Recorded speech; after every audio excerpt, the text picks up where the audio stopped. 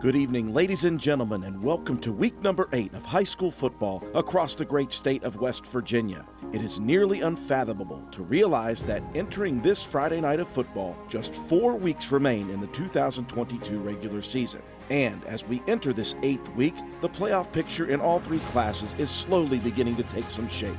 However, even with many teams already mathematically eliminated from postseason contention, the opportunities for some teams to make a move into the Final 16 and the opportunity for teams within the rankings to move up or down are still available. For the final 4 weeks, so much rides on each and every Friday night from here to week 11. It is also impressive that, to this point in the season, still 12 teams have navigated the year unscathed. In Class AAA, there are none left without at least one blemish. In Class Single A, a full 9 teams are still perfect. That leaves just 3 teams out of Class AA, Scott, Independence, and Roane County as the last remaining undefeateds entering tonight. The target grows ever larger on the backs of these 3 teams. As the saying goes, heavy is the head that wears the crown. Although the Roane County Raiders experienced unprecedented success in 2010, 2011, and most recently 2021, none of those teams achieved what the 2022 edition of the Raiders has to this point. 6-0, undefeated into Week 8 of the regular season, a number 2 ranking in the state. However, while these achievements are all very exciting for fans of the program, the coaches and the players in the locker room tonight must continue to approach tonight's contest just as they have in each of the previous weeks, with the understanding that they are a far cry from their larger goals. They understand that much remains on their quest, and so the message stays consistent. Stay humble, stay hungry, and work to be 1-0 this week. That message has carried the Raiders to new heights, and they continue to believe it can take them even further. However, another opponent awaits the Raiders tonight, looking to be the first team to knock off Roane County. That is more than enough motivation for any team to carry into a game. And the Braxton County Eagles are just one more reminder that a team backed into a corner can be a very dangerous opponent for any program who wears the weight of the crown. The Eagles could also be even more dangerous to anyone who views their 1-4 record as a foregone conclusion of a Raider victory. 3 of the 5 Braxton losses were by a single touchdown, and all 5 losses have come at the hands of top 16 teams in Class AA. The overall record of these teams is 20-10. With an incredibly strong schedule of opponents to date, the Eagles will be far from frightened of the Raiders, especially on Braxton's home field.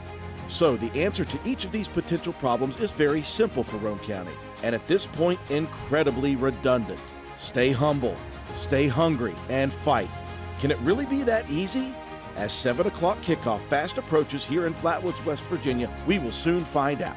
Roane County, say it with me, it's time to kick the tires and light the bonfires. It's time for Raider football. Live from Braxton County High School, Raider football is once again on the air. From Reedy to Walton, Newton to Spencer, and all points in between, we welcome you to WVRC 104.7 FM's coverage of your Roane County Raiders.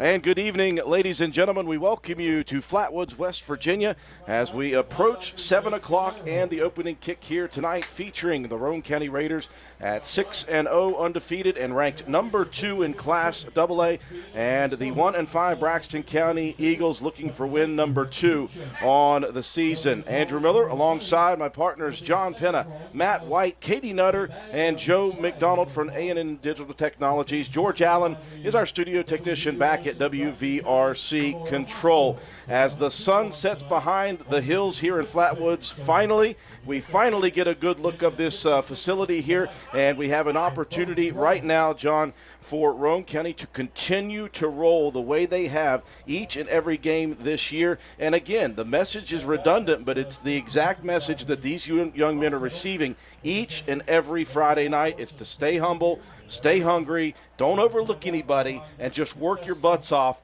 And then when you do that during the week, here what we're seeing is a good result so far.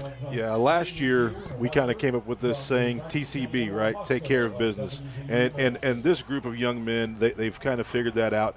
They are still hungry, Drew. They are still looking to break records this season to add to what they did last year and to carry over onto this year. These guys are focused, and when we talk about being 1-0, it is being 1-0. We don't look past anybody.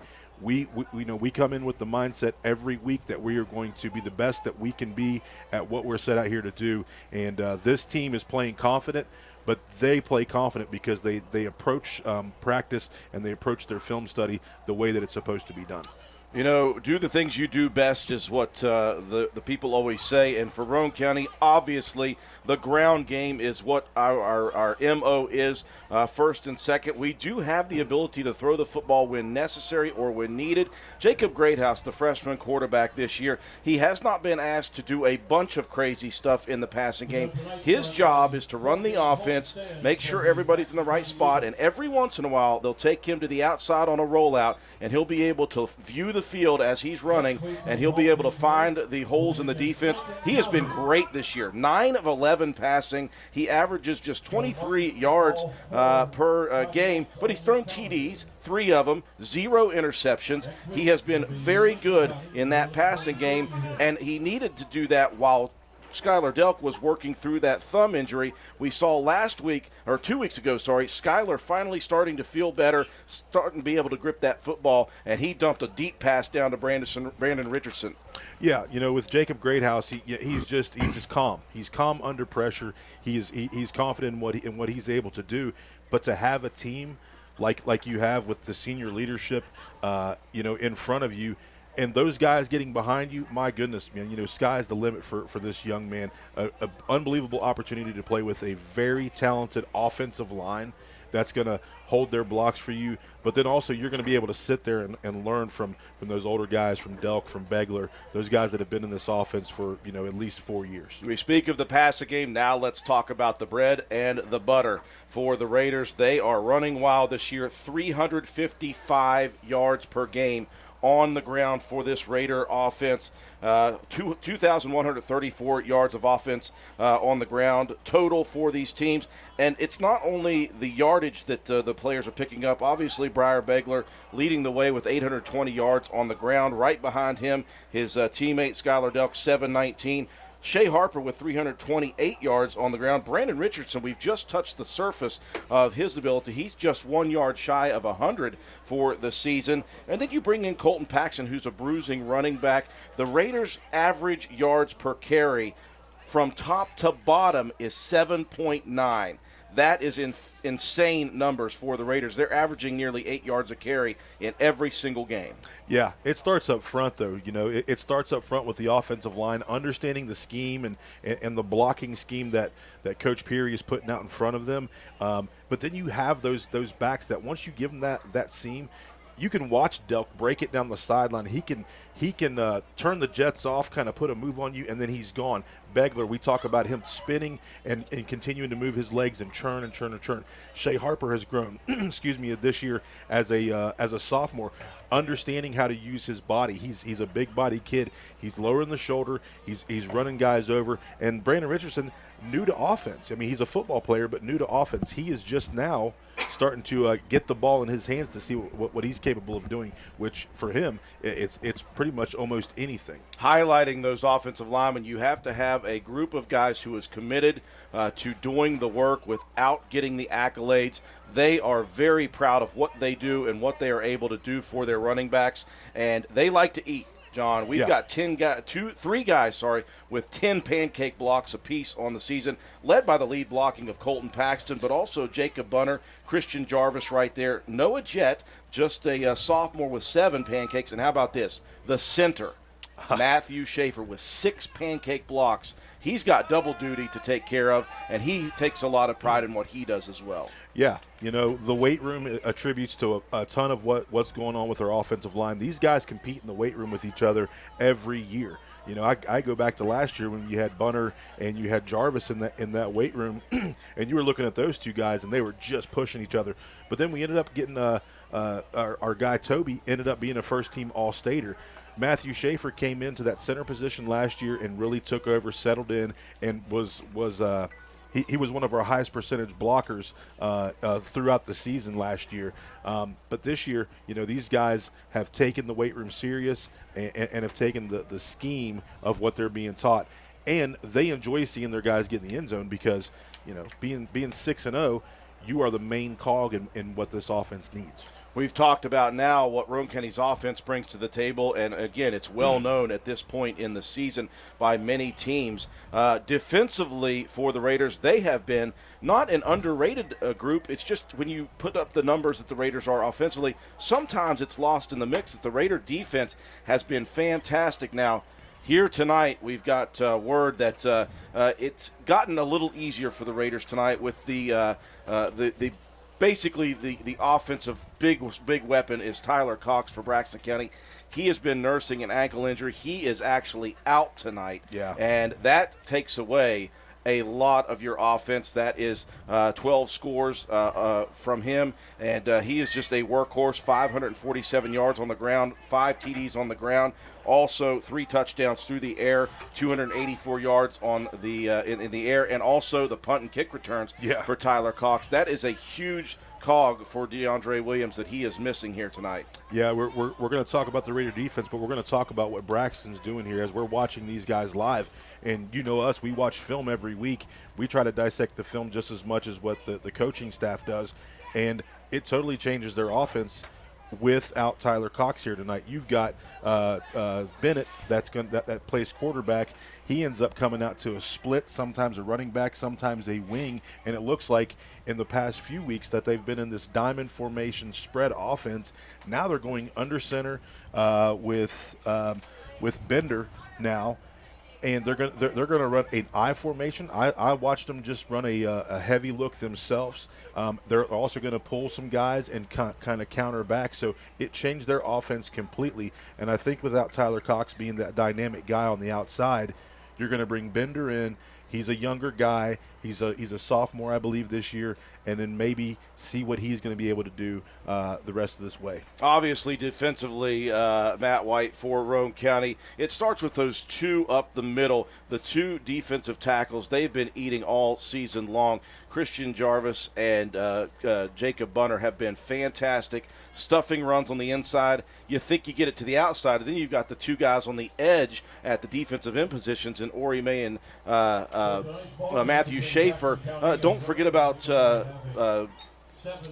Coben Cottrell as well coming in. There's a lot of frontline stuff that takes place that you don't really see all the time that they get yardage out of or they get tackles out of, but they're doing the job up front that makes the linebackers' jobs a whole lot better. Well, you hit on that exactly, too, and with the personnel that Braxton County has, Bryce Legan is going to be the guy. I mean, he's going to have to be their go-to workhorse guy. He's a very much north and south type of runner.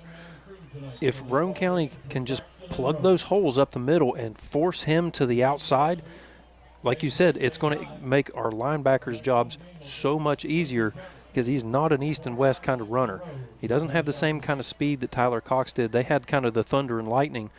He needs to be the thunder, but if there's nowhere to run up the middle, it's going to force him to the outside, which is going to be very beneficial for Roane County's linebackers. Another thing, personnel-wise with Braxton County, I was watching, complete switch up on the offensive line as well. They're going to bring in sophomore Connor Facemeyer into the right guard spot, which is going to move senior Ryder McLaughlin to the left guard spot. The center, Nottingham, appears to be out in this game as well. That's going to bring the left guard, Adam Smith, over to play the center spot. So it's been a bit of a carousel for him as well up front and just trying to find the right combination of guys. The right tackle, Freddie Stevens, he was not even a starter the first couple of games of the season. He's now in. The right tackle, a junior, 6'1", 195-pound guy. It's just been, sometimes you're just kind of throwing darts trying to figure out what combination is going to work. And tonight, that's what they're going to have to settle with. But I definitely like the potential of that Connor Facemeyer kid. He's a very tough kid, and he's actually tied for the lead with Braxton County with 2 sacks on the season. Yeah, it's a young group, and they're trying to find what works, and I think that the Raiders will look to try to take advantage of that here tonight defensively. They'll look to use their film study and just their size and speed and their capabilities here tonight to try to shut down this new Braxton County offense. The sun has set behind the hills here in Braxton County. It's a beautiful evening for Friday night football. The Raiders looking to go 7-0 on the season, and they'll try to do it as we continue on on in this pregame coverage from Braxton County High School. When we come back, more pregame coverage, including we'll have the Coach's Corner interview with head coach Paul Burdett. Following these messages, you're listening to and watching Roane County High School Raider football on WVRC. NV Graphics has proudly been serving Roane and surrounding counties since 2013. Downtown Spencer, West Virginia. We offer screen printing, embroidery, custom apparel, team uniforms, signs, banners, trophies, and awards. Does your school, team, or league need help with fundraiser ideas? Then give us a call, 304-927-6466. That's our specialty. NV Graphics, open 9 a.m. to 5 p.m. Monday through Friday. Closed for lunch daily from noon to 1. Supporting local small businesses help directly support your kids in the community. Give NV Graphics an opportunity to earn your business. Thank you.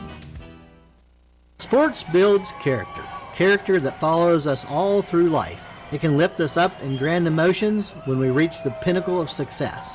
We all can envision the agony of defeat. Both equally build character. Old Fences Realty believes in character. Working hard to achieve that pinnacle of success takes sacrifice, training, and long hours. When putting your property on the market, please remember the company that possesses that character. List with Old Fences Realty. And go team! The Spencer Pizza Hut is proud to be the exclusive sponsor of the Fan of the Week each Friday of the Raider football season. Stop in and see us at 509 Ripley Road, fill out an entry form, and drop it in the box at the front counter for your chance to win a free, large, one-topping pizza. Stop by the Spencer Pizza Hut for all of your favorites. Original pan, original stuffed crust, hand-tossed or thin and crispy pizzas, breadsticks, cheese sticks, wings, oven-baked pasta, desserts, and more. Open 7 days a week, dine in or carry out. Call us at 304-927-4619 or order online at pizzahut.com. No one out-pizzas the Hut. We welcome you back to Braxton County High School as we approach 7 o'clock kickoff. Had a chance to discuss this game coming up with head coach Paul Burdett. This is what he had to say. All right, welcome back, folks. I'm standing in my familiar position in the end zone with head coach Paul Burdett. Another game is upon us here, a Class AA matchup in the LKC Conference. I know, Coach, that's always been a point of emphasis for you.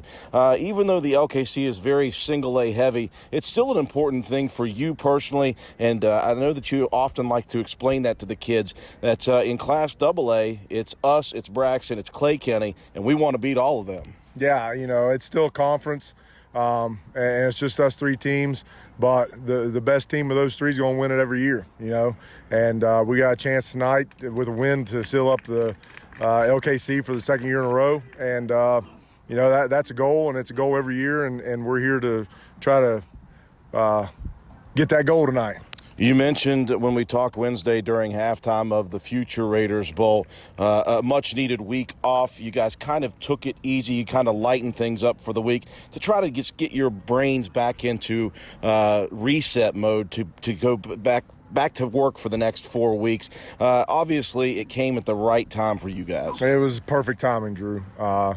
You know, we weren't injured, but we had some dings and some bangs that we needed to rest and to heal, and it was perfect, and it worked out really good for us, and you know, everybody's back and healthy here tonight and ready to roll, and that's what the bye week's supposed to do for you. On top of that, the grind of a season when you're so focused at the task at hand each week, mentally, I'm imagining it also came at the right time for you guys. Mentally, it was huge, no doubt about it. You know, it's you said it. It's just such a grind, you know, week in, week out, putting that focus in and working and man, you know, studying film, studying, you know, just everything that the opponent does, and to be able to come out and to relieve that for a week and just relax and have a little bit of fun, take the pressure off.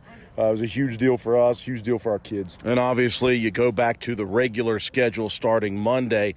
Even with the 2 days of school off yesterday and today, this group seems to be able to focus in like lasers when it's necessary. And so you get that week off to breathe, to relax, recover mentally and physically. And I imagine practice back this week has been a little more focused, a little more intense again. It's right back where we needed it to be. You know, honestly, the guys have done a really great job this week at practice. Even with the distraction that is the Black Walnut Festival, it's my least favorite week of practice all year long. It's just hard for me. But the guys have done a good job, and they appear to be focused in. We're going to find out here in just a little bit. I mentioned in the introduction, Coach, Braxton County, if you look at their record at 1-5, that's number one, a mistake. Don't look at that. Look at the fact that they've lost to 5 teams in Class AA who are all ranked in the top 16. Obviously, they have a couple of dangerous weapons amongst them, and on top of that, you back a team into a corner at their home field. It could be a dangerous thing. It's one of those things that you want your guys to be dialed in at the right time, and that right time is going to be 7 o'clock. Yeah, Braxton County has got weapons, and we definitely don't want to look past anybody. That goes completely against everything we believe in. Come out each week, be 1-0, and to win the game each week, win the battle each day at practice. That's what we focus on, and it's got to be the same deal here tonight. It's definitely have to come out at 7 o'clock and play the game for sure. Lastly, as always, Coach, you got the week off, and I'm sure that certainly helped the health of your team, although, good Lord willing, so far this year, you guys have been healthy. Yeah, so far, the Lord's been really good to us. We've been healthy, nothing major, and I hope that continues here tonight. That's really the main key in a football season, especially one like we're having. If you can stay healthy, you got a chance each week, but it's a long season, and you just never know what's going to happen. Well, Coach, the message continues to remain the same. Stay humble, stay hungry, fight to be 1-0 this week. We wish you the best of luck against Braxton County. Thanks, Drew. We appreciate it. Head Coach Paul Burdett. Folks, stick around. More pregame coverage after these messages on WVRC. And we welcome you back to Braxton County High School. The message clear from Coach Paul Burdett. John Penna, it's don't overlook anybody that goes against what they are about this year, and the Raiders so far have been successful and able to laser in on that. Yeah, they're fully focused on becoming a 7-0 football or 7-0 team right now, but it has to start here tonight with being 1-0. While we have a moment, let's take a look at the starting lineups for both sides here on offense first for the Braxton County Eagles. A very new-look offense, Matt. Yeah, it is. You even got a new tight end we forgot to mention as well. 5'11", 225-pound senior Justin Bishop. Normally a lineman is going to be playing in that tight end H-back kind of spot as a blocker in the backfield. But across the line, you've got the 6', 270-pound senior staple for this team, Jackson Short. He's tough up the middle on defense as well. The left guard is going to be 6', 240-pound Ryder McLaughlin. He is a senior. The center, 5'7", 240-pound senior Adam Smith. And the right guard, 5'8", 245-pound sophomore Connor Facemeyer. And the right tackle, 6'1", 195-pound junior Freddie Stevens. At the one split, you're going to have the freshman 5'8", 135-pound Carter Lewis. And you mentioned the other split now will be the converted quarterback over Logan Bennett, the 5'8", 170-pound senior, in place of Tyler Cox. In the backfield, you're going to have 5'8", 185-pound freshman Elijah Moore as the blocking back for the 6', 200-pound senior Bryce Legan. And at the helm for Braxton County is the 6', 168-pound sophomore Hayden Bender, getting his first start of the season. Mentioned in the last segment, this Raider front four has been dominant this year. The two defensive ends, Ori May, the senior, 6', 170, a motor on him. Matthew Schaefer, the senior, 6'1", 200 pounds. He is a very solid defensive end, does it fundamentally. Defensive tackles, Jacob Bunner, the junior, 6'2", 285, and Christian Jarvis, also a senior, 6'1", 225. Along the linebacking core for the Raiders, on the outside, Briar Begler, the senior, 5'8", 165 pounds, and Shea Harper, a 6', 175-pound sophomore. In the middle, Colton Paxton, the senior, 6'1", 210, and Skylar Delk, the senior, 6', 180 pounds. In the defensive backfield for the Raiders, at corner, Andy Jetton, the junior, 5'11", 175, and Lane Watson, also a corner, the sophomore, 6'1", 175 pounds. You're also obviously going to see a ton of Brandon Richardson, B. Rich, a junior, 5'7", 160 pounds. Your safety coming off a great game against Ripley, Sawyer Hunt, the junior, 5'10", 150. For the defensive front of Braxton County, you'll see a lot of five-man front to try to counteract this Roane County heavy rushing attack. At the one end, you'll get the 5'11", 225-pound senior Justin Bishop. The other end, 6'1", 195-pound junior Freddie Stevens. Up the middle, at 1D tackle spot, Connor Facemeyer, 5'8", 245-pound sophomore. And the other tackle, 6 foot, 240-pound senior Ryder McLaughlin. And up the middle, 6 foot, 270-pound senior Jackson Short. The linebacker spots, you're going to have the 5'9", 155-pound sophomore Stephen Deal. The other outside backer, 5'8", 170-pound senior Logan Bennett. And in the middle, saw a little bit of a switch up in the pregame. Normally 6 foot, 200-pound senior Bryce Legan, saw him playing a little bit of safety back there too, so maybe trying to use him as a last defense. But on the outside corners, you've got 5'10", 145-pound senior Anthony Corintz and 5'8", 135-pound freshman Carter Lewis. And the safety, 5'7", 140-pound senior Andrew Brandt. Attacking for Roane County, it all begins with the beef up front. Left tackle is Noah Jett, the sophomore, 6'2", 255, 7 pancakes on the season. 10 for Jacob Boner, the left guard, the junior, 6'2", 285. 6 of them for the center. Matthew Schaefer, 6'1", 200-pound senior. Colton Albright with 3 on the season. The senior is 6', 210, and 10 more for Christian Jarvis, the right tackle, 6'1", 225 senior. The tight end, Colton Paxton, also a lead blocker. He has 10 pancakes on the season. The senior, 6'1", 210 pounds. Wideouts, Lane Watson, the sophomore, 6'1", 175. Shea Harper, the H-back, 6', 175 sophomore. Brandon Richardson, also at the slot or H-back position, 5'7", 160 junior. In the backfield, the Monsters, Skylar Delk, the senior, 6', 180, and senior Briar Begler, 5'8", 165. The quarterback is Jacob Greathouse. The freshman is 5'9", 145 pounds. Team captains meeting at midfield for the coin toss. It looks as if Braxton County has won the toss, and they will defer. So for the 7th straight game, Roane County will go on offense. They have won 5 of the 7 coin tosses, and they have gone on offense each and every game this season. It has been very effective for Coach Burdett and the team. The Raiders in the white jerseys here today with the charcoal gray pants with the maroon and white stripe down the side. They've got maroon numbers, Roane across the front in capital letters, maroon helmets with the Raider R shining brightly on the sides and the big white stripe down the middle.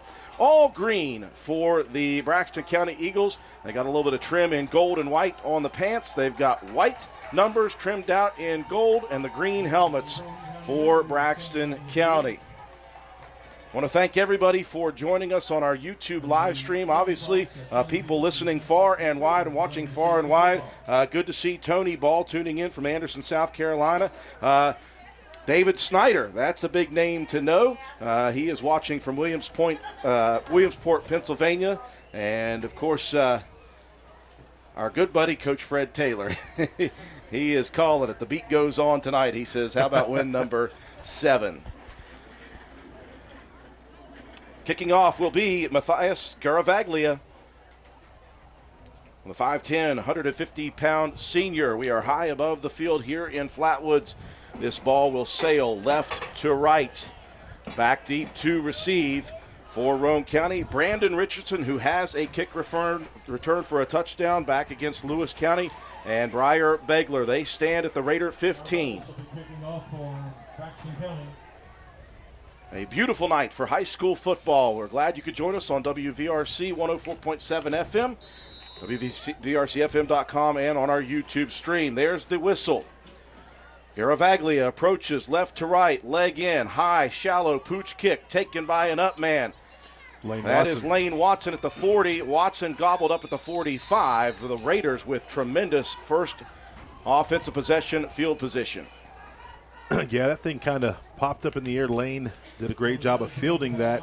He's one of those up men, and he got to where he could get. And Roane County now with great field position, like you said, Drew, on their first. Raiders attacking in quarter number 1, right to left across your radio dial and across the screen. As the freshman, Jacob Greathouse, enters the huddle. Ball spotted on the far hash, 45-yard line. Receiver to the far side is Lane Watson. Wing to the near side. Back split in the backfield. Hard count on the first play. A flinch from the up men, but no offside penalty.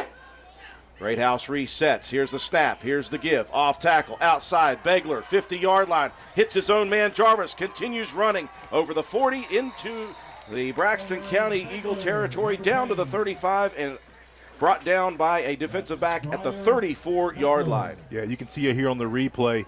I believe it's Noah Jett comes across, gets that block set up, and you see Jarvis out there getting a mid on him. Stephen Deal here on the touchdown saving tackle for Braxton. 21 on the carry. That puts Begler at 9-10 on the season.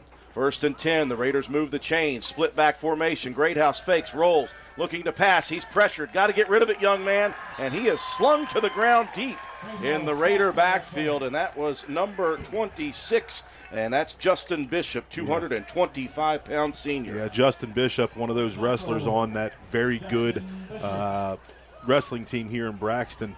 He is a big, aggressive kid. He's playing that defensive end spot. They tried to hold that up as long as we could, and Jacob tried to string that thing out, but nobody was open. There was good secondary coverage.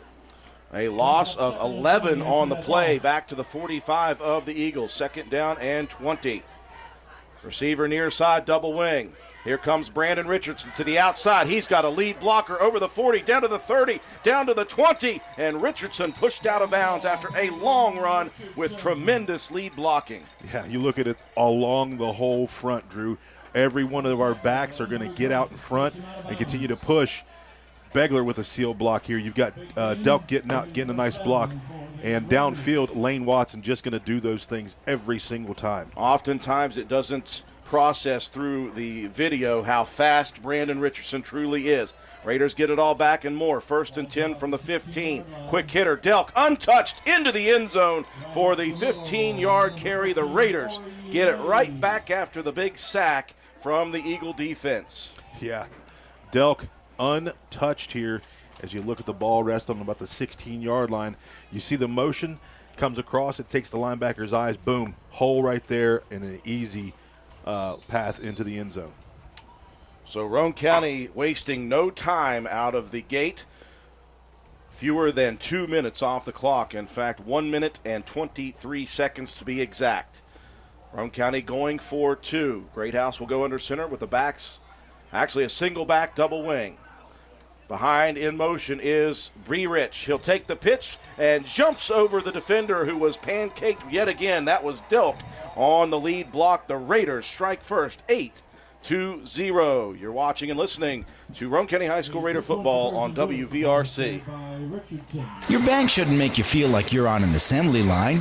It's about you, your family, your future. That's why you're gonna feel good about Polka Valley Bank, because people have been feeling good about us for over 100 years. Bottom line, we have all the services of a big bank, but we're local. At Polka Valley Bank, our decision making is local. Our people get to know you and call you by name. It's a relationship with a bank that you can feel good about. See us online at PolkaValleyBank.com. Equal housing lender, member FDIC.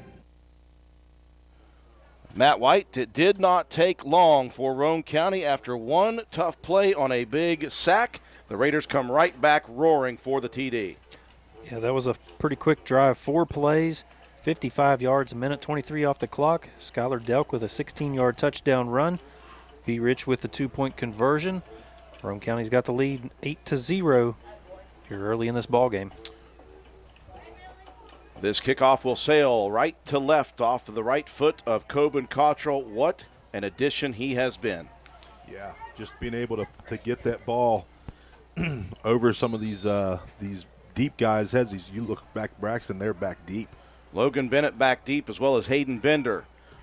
This one line drived over towards Bender, gets by Bender past the 10. That's going to stay in bounds, maybe? No, just barely. Rolling out at the 7-yard line. That one started to slow down on this grass field for a second, and I thought that was going to be a big opportunity for the kick coverage unit. That would have been nice if that thing would have just stopped. So we will see the brand new quarterback, 6-foot sophomore Hayden Bender.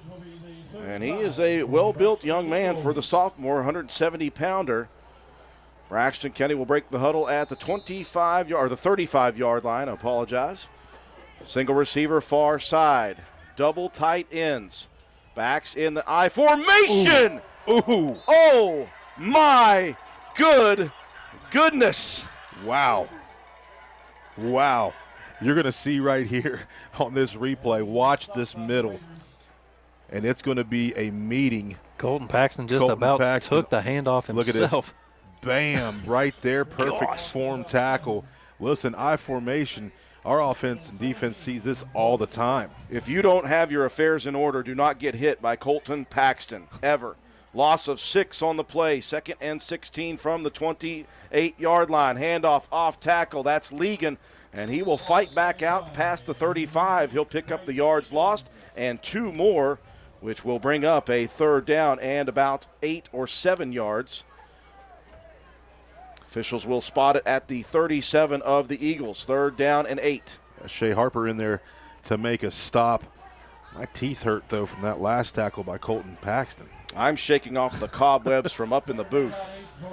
Receivers split to the far side. That's the sideline of the Eagles. Under center goes Bender. Backs in the I. Looking to throw. This one is tipped. This one is picked off. Shea Harper, Johnny on the spot. It was tipped at the line of scrimmage. Did you see who got it? Yeah, I believe it was the defensive tackle here on the far side, Drew. Well, actually, it was Paxton getting to the quarterback before he even let go of the ball. You watch him sneak up through. Quarterback's arm's going to be up. Paxton's on him. Ball out. INT, Shea Harper. Getting very used to big plays from number 32, Colton Paxton. Turnover gives it to Roane County on the 35 of the Eagles. 9:18 mark of the first quarter. 8-0 Raiders. Scissors play. Looking to the outside. That's Shea Harper. He's got a wall of a wall of lead blockers, and he will fight quickly down to the 20 before being spun out of bounds. Yeah, that time he had all kinds of field to go with nice blocking once again as we go to the replay here. Look, pull. Boom, you seal a guy here. And guys downfield, Lane Watson still working. Shea Harper taken down, Harper taken down by Logan Bennett there. Christian Jarvis, as I saw at the last second, a big seal block on the edge. He had 2 defenders wrapped up. 1st down and 10, Roane County inside the 20. We're in the red zone at the 19. Receiver to the far side is Watson. Here comes Jacob Greathouse rolling to the right. He'll dump it out. He's got his man Delk. Delk towards the end zone. He's in, but a flag comes flying in, and that's going to be some sort of illegal block, whether it's holding. Yeah. Block in the back. It's going to be a block in the back. Yakety yak. Don't block in the back. That's absolutely right there, and it was Lane Watson. You can see he starts to peel back here, and 31 with his back turned, and that's going to be a penalty every time. But now Roane County, last offensive possession, kind of behind the sticks. Now we're kind of in the same situation, but our offense is very potent. We'll see what Coach Burdett draws up. Well, that penalty took place so far down the field that we saw it a couple of weeks ago. The Raiders penalized and gained yardage on the play nevertheless. Even after the penalty, it is 1st down and about 4 yards to go. The ball resting inside the 15 at the 14 of Braxton. 8:29 and rolling. Handoff. That is Begler. He's wrapped up in the backfield, slung to the ground by number 76, Big Jackson Short. The senior rolls in at 270. Yeah, that time out of the eye. And just a little bit of a different look, a little slow to develop. It gave Jackson Short an opportunity to get his arms around Begler. Short, not a small fella. This guy is another one of those wrestlers. Loss of 2, 2nd down, and a long 6 at the 16. 8 minutes remaining first quarter. 8-0 Roane County. Quick hitter Delk bounces it outside. He's looking for the end zone. He'll be wrapped up at about the 3-yard line, and he will fight down to about the 1-yard line before being brought down. Yeah, never real easy to bring Delk down with 1, 2, or 3 hits. Well, never mind, John. They backed it up to the 4-yard line. I got you. You're looking at the wrong official. Thank you, Matt. Gain of 11 on the play, though, for Delk. That moves the chains, and it will be 1st and goal for the Raiders at the 4, looking to strike back-to-back.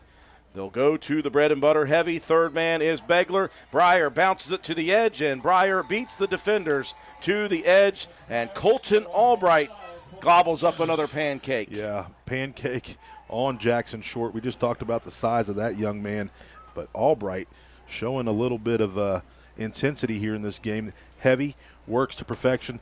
Begler wheels to the outside, untouched. Touchdown. John, obviously you want to capitalize on turnovers, as the Raiders did off of the interception by the sophomore Shea Harper, another on the season for him. Raiders will go for 2. Traditional I formation. Under center goes the freshman. Rolling to the wide side and wide open spaces, said the Dixie Chicks one time, and that is a completion to Colton Paxton for the 2-point conversion. 2 for 2 are the Raiders. 7:28 left in the first, 16-0. Primary care is like a bridge, moving you from one side where you need vaccinations, screenings, and medical advice to the other where you receive essential care to remain healthy and active. At Roane General Medical Clinic, our primary care team is here to help you cross that bridge to a healthier life. Roane General Medical Clinic. Our providers are now accepting patients and offer care you can trust close to home. Off of the turnover by Braxton County on the Roane County interception by Shea Harper, the Raiders 2 for 2 offensively. Matt White. Now another 4-play drive, 35 yards, 1:50 off the clock. Begler with a 4-yard touchdown run. Great house to Paxton for the 2-point conversion. Roane County extending the lead 16-0 here over the Eagles of Braxton County. Raiders wasting no time. John Penna doing what they continue to do, which is stay focused and work hard. Yeah, just hungry to be back on the field and get another win and set some records. Cottrell line drive his first kickoff back deep. Is Bennett and Bender from the 40 off the foot. That's high and shallow. That one will drop in at the 20-yard line. Dropped by the return man, and he is in some trouble fighting for room to run, and now he will break free, but he is going to be destroyed from the backside. The ball comes flying out. Flags are all over this field. You've got a few guys down. I don't know if they ran into each other or not, but it's always tough to judge here as you see the replay. The ball bounces.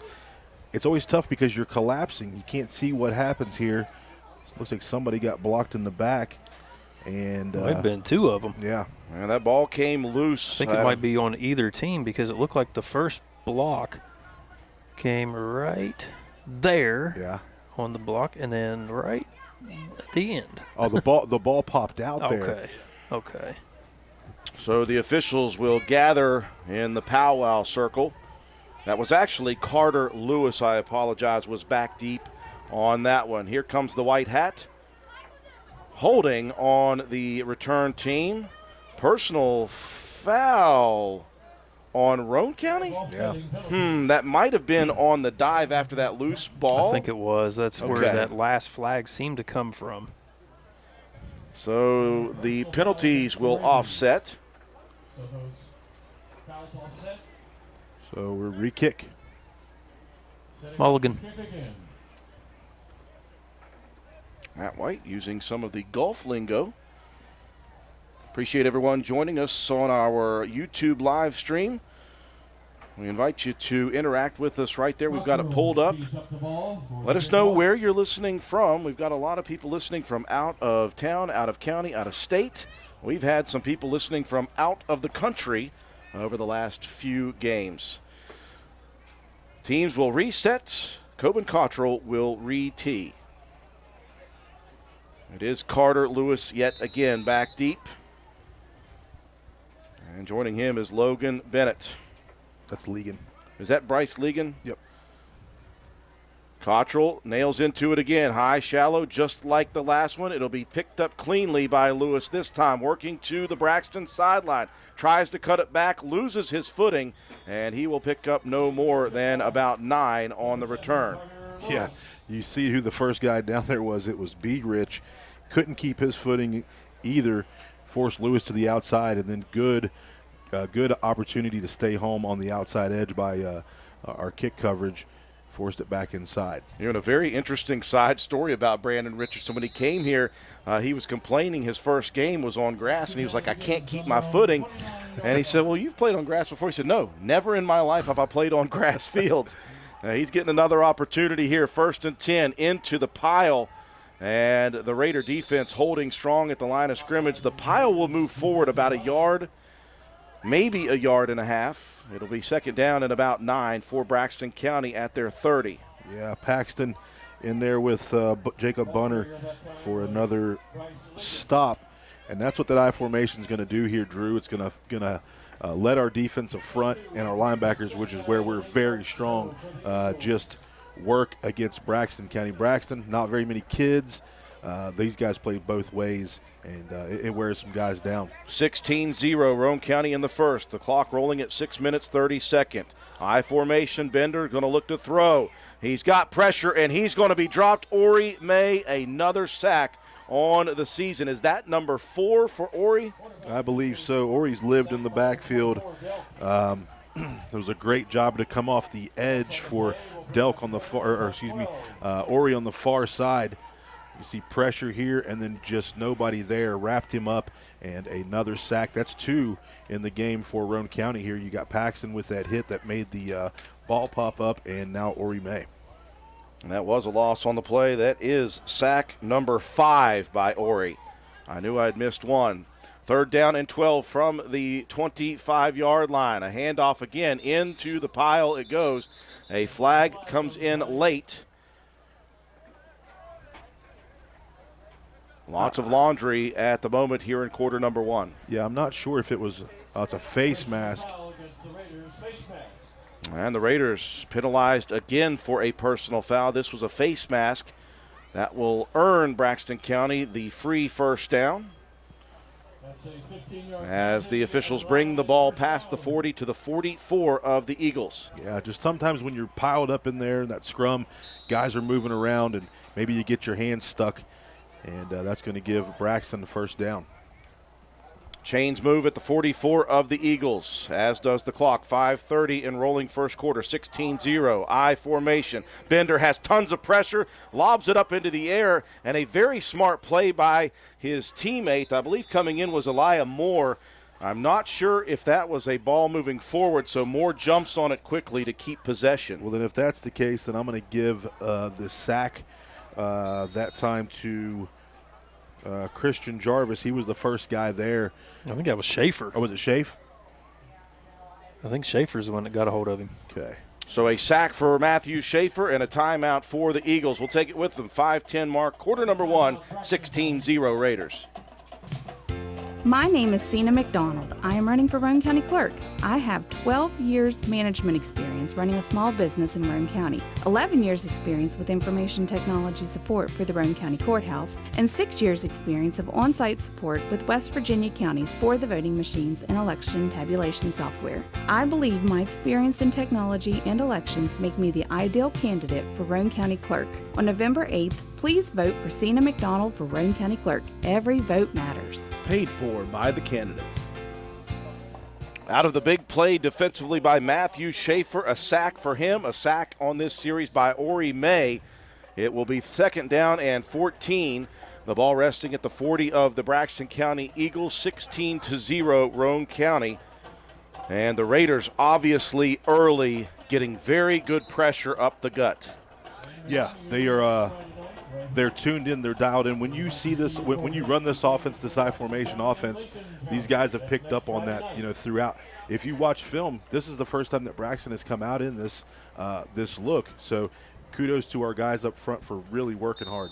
Braxton County out of the timeout will send 2 to the near side of the field. Backs in the I. Bender under center. Snap back. Bender rolls. Bender has pressure again. Bender's going to be locked up. Bender's going to be sacked, and another penalty comes in. And another personal foul face mask penalty on Roane County. That is personal foul number 3 in the first 7 minutes of this contest. Yeah, it's just a tough break. Our guys have to make sure we get our hands wrapped up around their chest or their waist.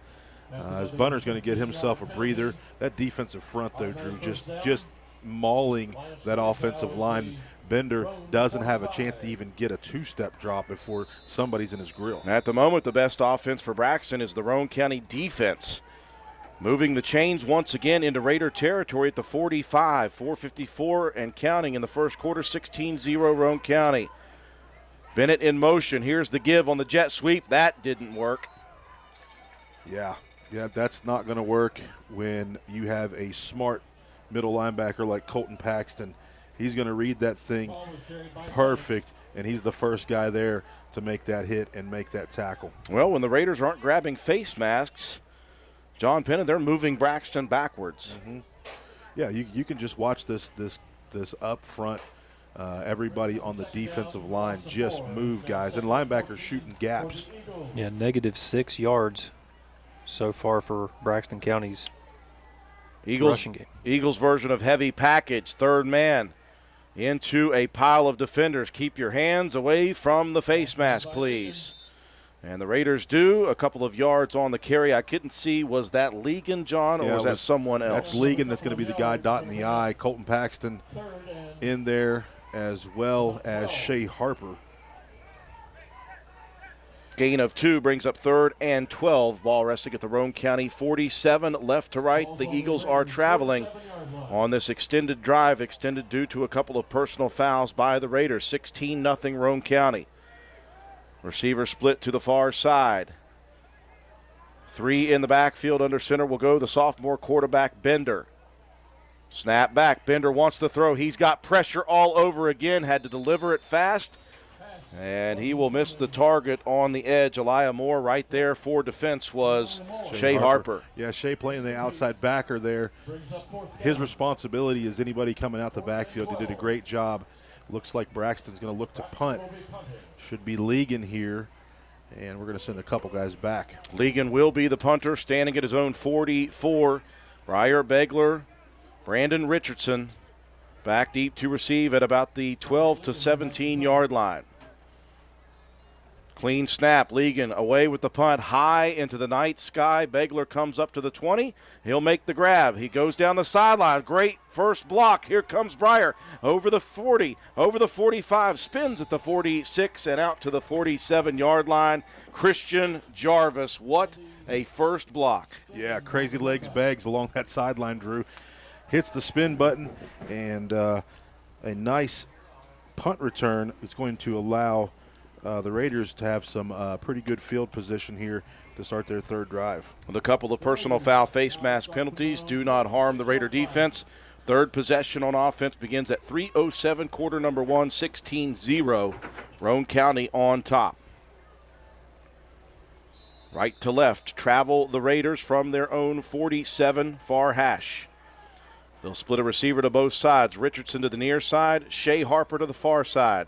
Shotgun, here's the thunder move. Here comes Begler into the secondary, breaks it outside, down the sideline, cuts it back and upended in Braxton County territory near the 20-yard line. Yeah, that thing was like he was shot out of a cannon. You look back here at the replay at the QB spot, just boom, takes off the thunder, and he is on his horse right here, Brandt, with the touchdown saving tackle. He was flying past those linebackers. Official count on that carry, Matt? 34. Nice carry for Briar Begler, who is inching ever closer, by the way. He came in with 890. He's working his way to another 1,000-yard season. He's got 57 in the ball game now. That thunder move again from the 20. This time it'll be Delk. He's going to roll near. He's going to throw deep into the end zone and just overshoots Brandon Richardson. Those two hooked up a couple of weeks ago. Yeah. Moving here to his left, you got to get his shoulders turned just a little bit. But, man, he put something on that thing, and B. Rich just out of his break and wasn't able to get there. But, not a bad play to run on first down when you're up 16-0 with 2:29 left to go in the first quarter. That incompletion stops the clock at 2 minutes, 29 seconds. Raiders good on their first 2 offensive possessions. Harper splits to the far side, Richardson to the near side. Thunder look, it will be Delk, hits the ball on the ground. He and Begler Miscommunication, that one off the hip of Begler as Delk jumps on it, and the Raiders will have a 3rd down and 10 from the 20. See what Coach Burdett draws up here.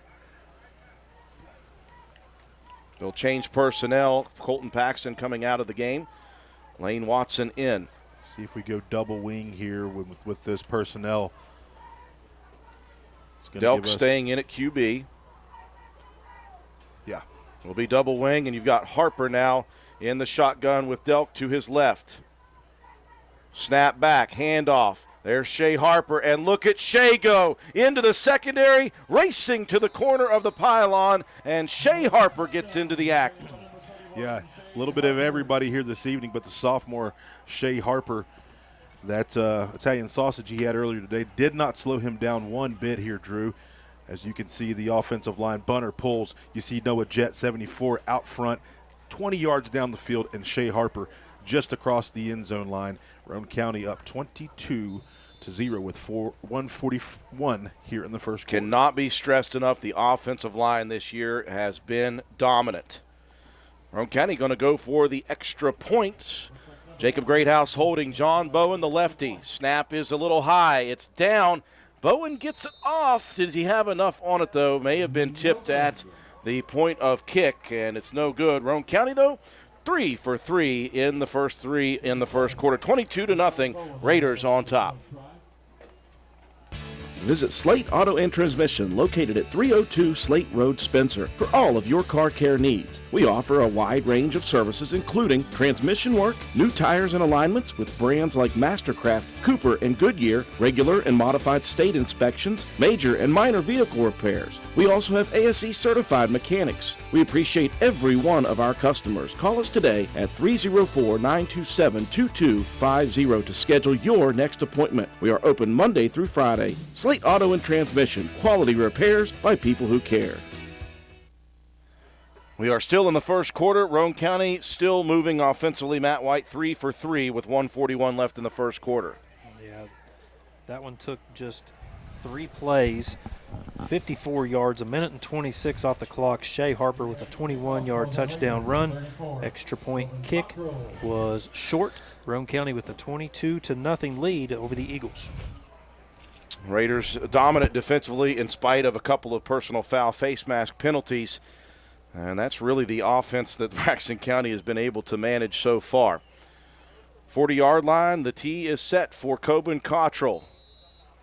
Lewis and Ligon back deep.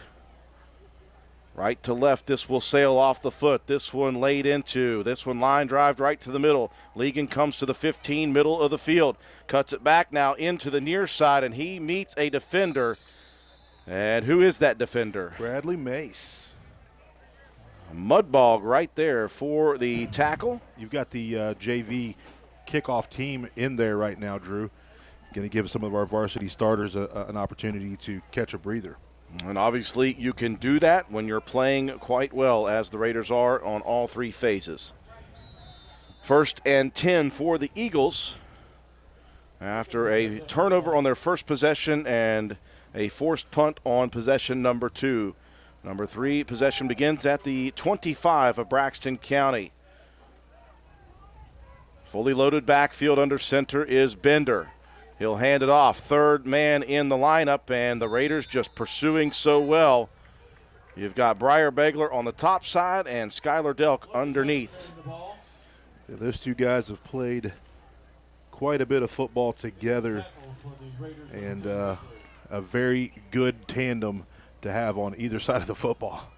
0 on the carry. The clock rolling. 1:10 remaining. First quarter action. 22-0 Roane County. Eagles will send a receiver far out to the far side. I formation. Bender goes under center again, and a miscommunicated snap, and that's on the ground. Did Roane County jump on it? Yep.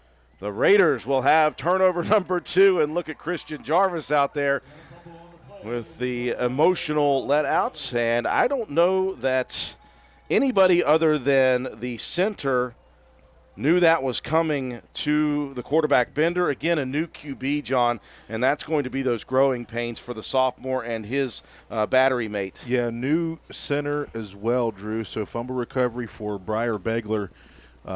There's Roane County's just in business to score to get an opportunity to score here once again in the first half. Just a tough go for Braxton with all the new moving parts tonight. Back in at QB is Jacob Greathouse. He's going to look for the hot route to the outside. Got Lane Watson, and Lane makes the grab and fights down to the 15-yard line. I like that little quick hitter for Greathouse. Yeah, that's just a one step and look for Lane. When you leave a bunch of when you leave a bunch of people out, pushed out, Lane's able to plant his foot and get back. Clock rolling, 40 seconds remaining, first quarter, 22-0, Roane County with a 1st and 10 at the 15-yard line. Back split in the backfield. Greathouse fakes the give, rolls to the far side, pressured, cuts it up. Greathouse looking to get back to the line of scrimmage. He will and no more, but I like the decision to cut it up. That's highly likely to be the final play of the first quarter for Roane County. They are taking their time back to the huddle. And that will be the final play of quarter number 1. All Roane County in the first, 22-0. The Raiders fighting it out with a 2nd and 10 deep in Braxton County territory. You're watching and listening to Roane County High School Raider football on WVRC. Come into Stats Pharmacy, where our patients' good health is our main concern. We have a drive-through window where you can conveniently drop off and pick up your prescriptions and over-the-counter medications. Refill your prescriptions anytime online at www.statspharmacy.com or from your iPhone or Android phone using the Refill RX mobile app. No waiting in long lines. Just call ahead and your order will be waiting for you. We look forward to serving you at Stats Pharmacy, located at 100 East Main Street in Spencer. You can call us at 304-927-2980. We welcome you back to Braxton County High School. All Roane County in quarter number 1. They lead at 22-0. A pair of turnovers for the Eagles offense caused by Roane County, the first time on the tipped pass, an interception by Shea Harper, miscommunication between QB and center, and that one leaves it on the ground for a fumble recovery by Briar Begler. The Raiders 3 for their first 3. Teams will exchange sides. The Raiders will attack left to right in the second, and they will be faced with a 2nd down and 10 from the Braxton County 15-yard line. You know, we talk about it all the time. You know, if you win the battle in the trenches, you win the battle up front. And you can see it on both sides of the football here this evening, Drew. Just Roane County's offensive line moving guys around, opening up those holes, and defensively just in the backfield almost taking handoffs by the time that Braxton's able to get out. Raiders break the huddle with Lane Watson to the far side, double wing formation. Begler in motion behind. Here's the fake pitch. Here is Richardson on the counter play, and B. Rich untouched into the end zone. I like that wrinkle. Yeah, I love that thing. You're going to check it out here as soon as Joe pulls it up on the replay. You've got the double wing look. You're going to bring Begler across behind. Eyes are moving, step back, and under counter.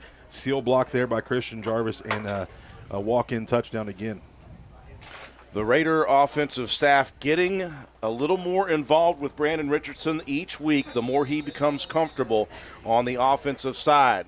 Raiders will kick this one, attempt it again, and this is going to be Coben Cottrell. The snap is clean, the hold is down, and look at that one. Laced deep into the back of the end zone for Coben Cottrell. It's good. The Raiders score 4 for 4. They lead at 29-0, 11:55 left in the half. All you need is parts. All we need is parts. All we need is parts. Parts. Parts is all we need. Well, maybe not all you need. Sometimes you need more. Willard Starchers has you covered with lots of parts and more with their high quality and strong sales staff to help diagnose your repair issues and provide you the expertise to ensure that you get the right parts, tools, and fluids to get your job done. If your car needs fixed and you need some parts, who are you going to call? Willard Starchers. Open 7 days a week. Dial 927-2520. One play into quarter number 2, Matt White. Roane County hits on another, and they are 2 for 2 off of Braxton turnovers. Yeah, 3 plays in the drive, 25 yards, 58 seconds off the clock. Brandon Richardson, 15-yard touchdown run. Coben Cottrell with the extra point kick. All set up by the fumble recovered by Roane County's defense. 29-0 now, your Raiders on top. Coben Cottrell, this was something that Coach Burdett mentioned Wednesday. He said he just started learning how to kick soccer style. That one worked. Left to right off his foot. This one high and deep. Drops at the 20. Picked up by Lewis. Fumbled. Picked up again at the 25.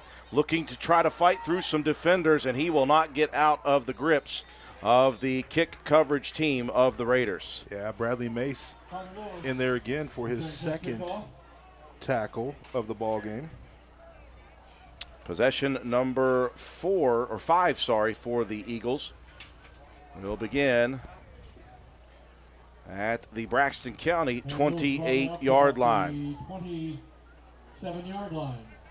Eagles looking for something, anything that will work other than Roane County personal foul, face mask penalties offensively.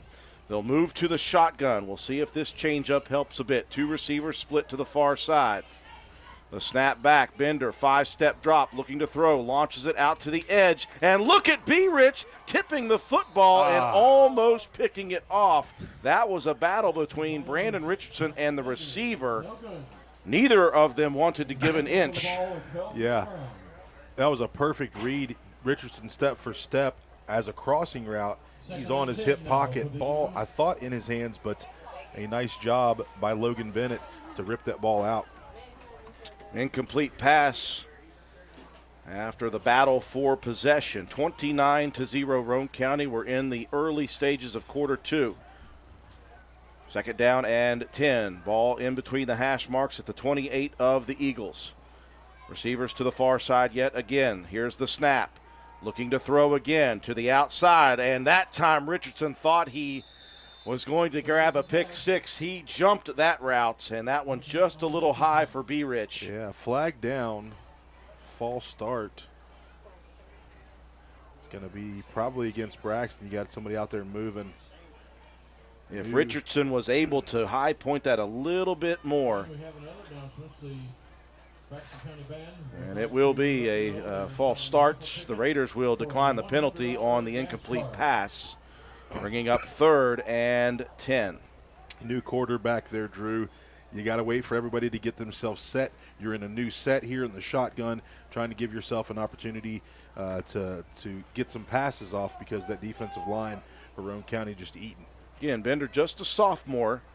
On 3rd and 10, out of the shotgun. He'll look to throw again. He's got pressure. The ball comes loose. It's on the ground, picked up by Christian Jarvis.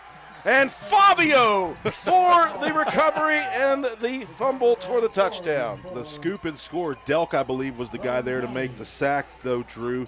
So we're going to give Delk a sack and a fumble recovery for a TD. He goes to Christian Fabio Jarvis. Well, Delk got there incredibly quickly, and Bender just didn't have time to process anything. He tried to curl up. It wasn't in time. The ball popped out, and Christian Jarvis, the senior, picks it up like he was a C-team quarterback. Oh, yeah. Into the end zone. John Bowen will try the extra point this time. Clean snap. The hold is down. The kick is rifled. The question is it in between? It is not. It will be pulled to the right. The Raiders, though, doing many things well in the first half. They lead it 35-0. Erie Insurance says here's to the grown-ups who move, mortgage, mow, and still bust a move. But does your home insurance still fit? Erie helps you protect the home you've grown into, all at fair prices that are often less than the other guys. So how do you find the right coverage? Magic. Nope. Local independent agents who get to know you like this. Your Erie agent in Spencer is the Ashley Insurance Agency. Get a quote at 304-927-2175. Erie Insurance. The Raiders' defense eating just as well as the offense, Matt White. 3 turnovers. The Raiders have capitalized on all 3. Yeah, just nonstop pressure up the middle. Jarvis able to scoop that one up from about 15 yards out, run it into the end zone. extending Roane County's lead out 35-0. How about you there, Fabio? What must it be like for Jacob Greathouse as the holder to go from left to right and back to left again? Hey, he's a baseball guy, so it's nothing for him. He did a great job there, too. I'd like to see our guy Bowen get another opportunity here later on in the game to get a kick. Raiders imposing their will here in the first half, 35-0. Cottrell lines it up. We'll see if he'll go with the soccer-style attempt. He will. Leg in, high, end-over-end kick at the 19. Picked up on the side. Moving up to the middle and wrapped up quickly is number 36. That is Elijah Markham, the freshman. And he will return it for about 8 or 9 yards before dropped. My guy Freebird, Tyson Freeland there, as well as you already know, Burr was there as well. You want to talk about a young man put together. The sophomore Tyson Freeland is 6'2", 230 pounds. Yeah. You're going to see some substitutions here, Drew, at the beginning of this second quarter. Eli Howard checks into the game. See who else do we have there from the defensive front. Coben Cottrell is going to give Schaefer a breather. And a flag before the play begins. It looks like some personnel problems for the Eagles. Like an illegal substitution. We break the huddle with too many guys. All that penalty is marked off. Ori May getting a breather. Matthew Schaefer in. So you have Schaefer and Cottrell on the edges. You've got Albright and Eli Howard on the defensive tackles. 1st and 10 from the 23 of the Eagles. Back under center goes Bender. Ball. The handoff. The ball is on the ground again. B-Rich. And B-Rich takes a hold of it, and he is in a pile. And B-Rich has it stripped away by his teammate. I think the ball was coming loose. No. Matthew Schaefer said, "This is my time." He saw that Brandon was locked up. He was going to strip it away and take it to the edge to the house. Thought it was coming. Well, yeah. Schaefer trying to be the guy, Johnny on the spot. We're going to double it up. Now, Schaefer had himself a tip pass and a pick six of the first game of the season against St. Mary's. He said, that's not enough. If Christian Jarvis can do it. I got to get him. I got to get him back. A 5th turnover, and the Eagles are reeling right now. 11:09 remaining in the half. Raiders leading 35-0. Handoff Begler. Here's the double reverse.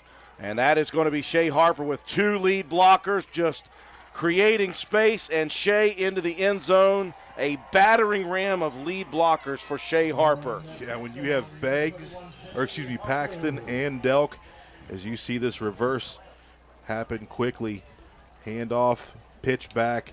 You see Delk be the first guy. You see Paxton licking his chops, block, and Shea Harper in for a touchdown once again. I'm telling you, that Carnival food did not slow Shea down one bit. It's been said many times this year by Coach Burdett and the staff, this is one of the more unselfish teams that you'll ever see. They do not care who gets the glory in the touchdown. They want to help their teammates. Another opportunity for Cottrell, the good clean hold, and that one ripped through yet again. Coben Cottrell, he has got an absolute cannon for a leg. The Raiders on top big time, 42-0. Still 11 minutes left in the first half. Erie Insurance says here's to the grown-ups who move, mortgage, mow, and still bust a move. But does your home insurance still fit? Erie helps you protect the home you've grown into, all at fair prices that are often less than the other guys. So how do you find the right coverage? Magic. Nope. Local independent agents who get to know you like this. Your Erie agent in Spencer is the Ashley Insurance Agency. Get a quote at 304-927-2175. Erie Insurance. Off of a 5th turnover from Braxton County, another quick drive score for the Raiders, Matt. Yeah, after the defensive turnover, Roane County now scored 3 times here within the last 54 seconds of this ball game. 42-0 now after Shea Harper on that 24-yard touchdown run. The Raiders leading 42-0, and there are still 11 minutes on the clock. Left to right, it will sail off of the absolute cannon of Coben Cottrell. He didn't even know he could kick it soccer style until about 2 weeks ago, and he's already good at that. He's just a sophomore. Cottrell approaches, leg in. This one angled towards Braxton's sideline. Picked up right there at the 20-yard line. Moving to the edge, and once again, is Markham, the freshman, and he will be run out of bounds just past the 30-yard line for the Braxton County Eagle offense yet again. Chad Blosser there that time. Pushes him out. So now Roane County. What do you do here, Drew? I'm just shocked that you didn't call him the Mighty Flea or Flea Roy. I just claim Flea Roy. Well, if you're Roane County, you can start to filter some of these different defenders onto the field. But again, it's very difficult in the first half because you want your guys to get some time after the week off. Yeah. Snap back to Bender. He'll look to throw over the middle. That one incomplete, just out of the reach of the target. It goes through his hands. Sawyer Hunt had a chance at the pick.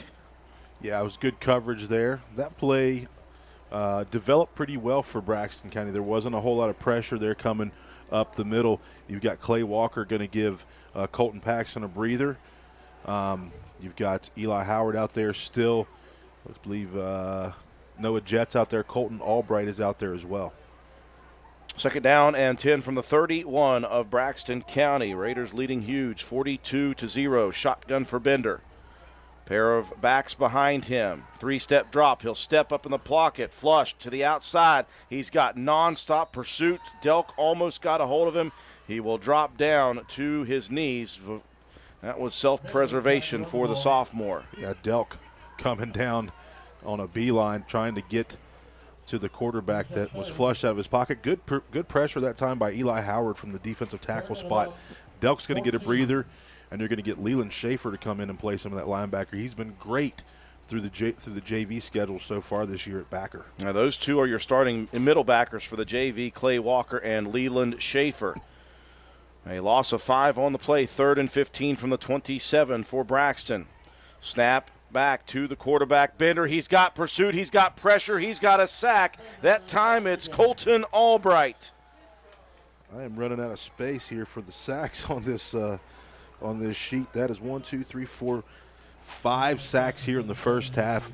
Albright, a senior, getting some chances here to play on defense. Plays a lot on offense. He's one of those starting offensive linemen. But when you have some big guys up front, he's getting in here and getting a chance tonight. The struggles continue for the Eagles. Legan back to punt at his 9. At the 45 are Brandon Richardson and Briar Begler. Clean snap, high, end-over-end punt into the night sky, coming up to the 50 and letting that one bounce. It goes sideways is Briar Begler, and he said, hey, that was so high in the air, I don't want to do anything crazy. So we'll see the offense once again here, Drew, 42-0. You know, the last time we were here, the score was the same at the end of the game, but it was Braxton that night. That team was a very physical football team. You had the twin brothers, were they Kogers? Mm-hmm. Yeah, those guys, I'm telling you, I was on the sideline coaching that year, and that was a physical football team. They really liked to put pressure on us, man, and they put it to us that night. And that COVID-shortened season for many teams across the state, that was the year that head coach DeAndre Williams brought this Braxton team to the playoffs, and in fact, they won a playoff game in that year. So right now, they're looking to try to completely rebuild this program in his 4th year. The Raiders rolling right now. Motion, Begler twice. Up the middle, there's Delk. He's untouched. Schuyler gets to the secondary, past the 20, past the 10, untouched into the end zone. Just a quick hitter off tackle, and the motion did it for the Raiders once again. Yeah, you bring him across in motion, you let him get himself set, and then bring it back around. Linebackers have to take note of that, and just not a very good angle there by the defensive back for Braxton as Delk just continuing to do what he does, score touchdowns. Yeah, the Raiders, quick strike McGee here in the first half. They lead 48-0, still 9 minutes remaining in this first half. Another extra point attempt. Greathouse the holder, Cottrell the kicker. Snap is good, the hold is clean, and a 3-for-3 evening. Coben Cottrell raises his hand saying, no big deal, guys. 9:07 left, all Roane County 49-0.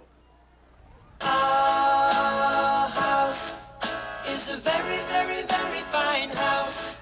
This is Jennifer Board Nichols at Board Depew Realty. So many things have changed around us lately, and we are all concerned about what the future holds. During these uncertain times, we want you to know that one thing will not change, and that's the service and the professionalism we will offer you at Board Depew Realty. My grandmother started this company over 64 years ago, and one thing hasn't changed. If you use Board Depew Realty to buy or sell your home, you are guaranteed to receive service that is guided by principles like honesty and wisdom and a conscience. Owning a home is the American dream, and that hasn't changed. So let Board Depew Realty show you the way to that dream. Even if the times are changing, principles and service shouldn't. So let Board Depew Realty show you that some things remain the same. Our house is a very, very, very fine house.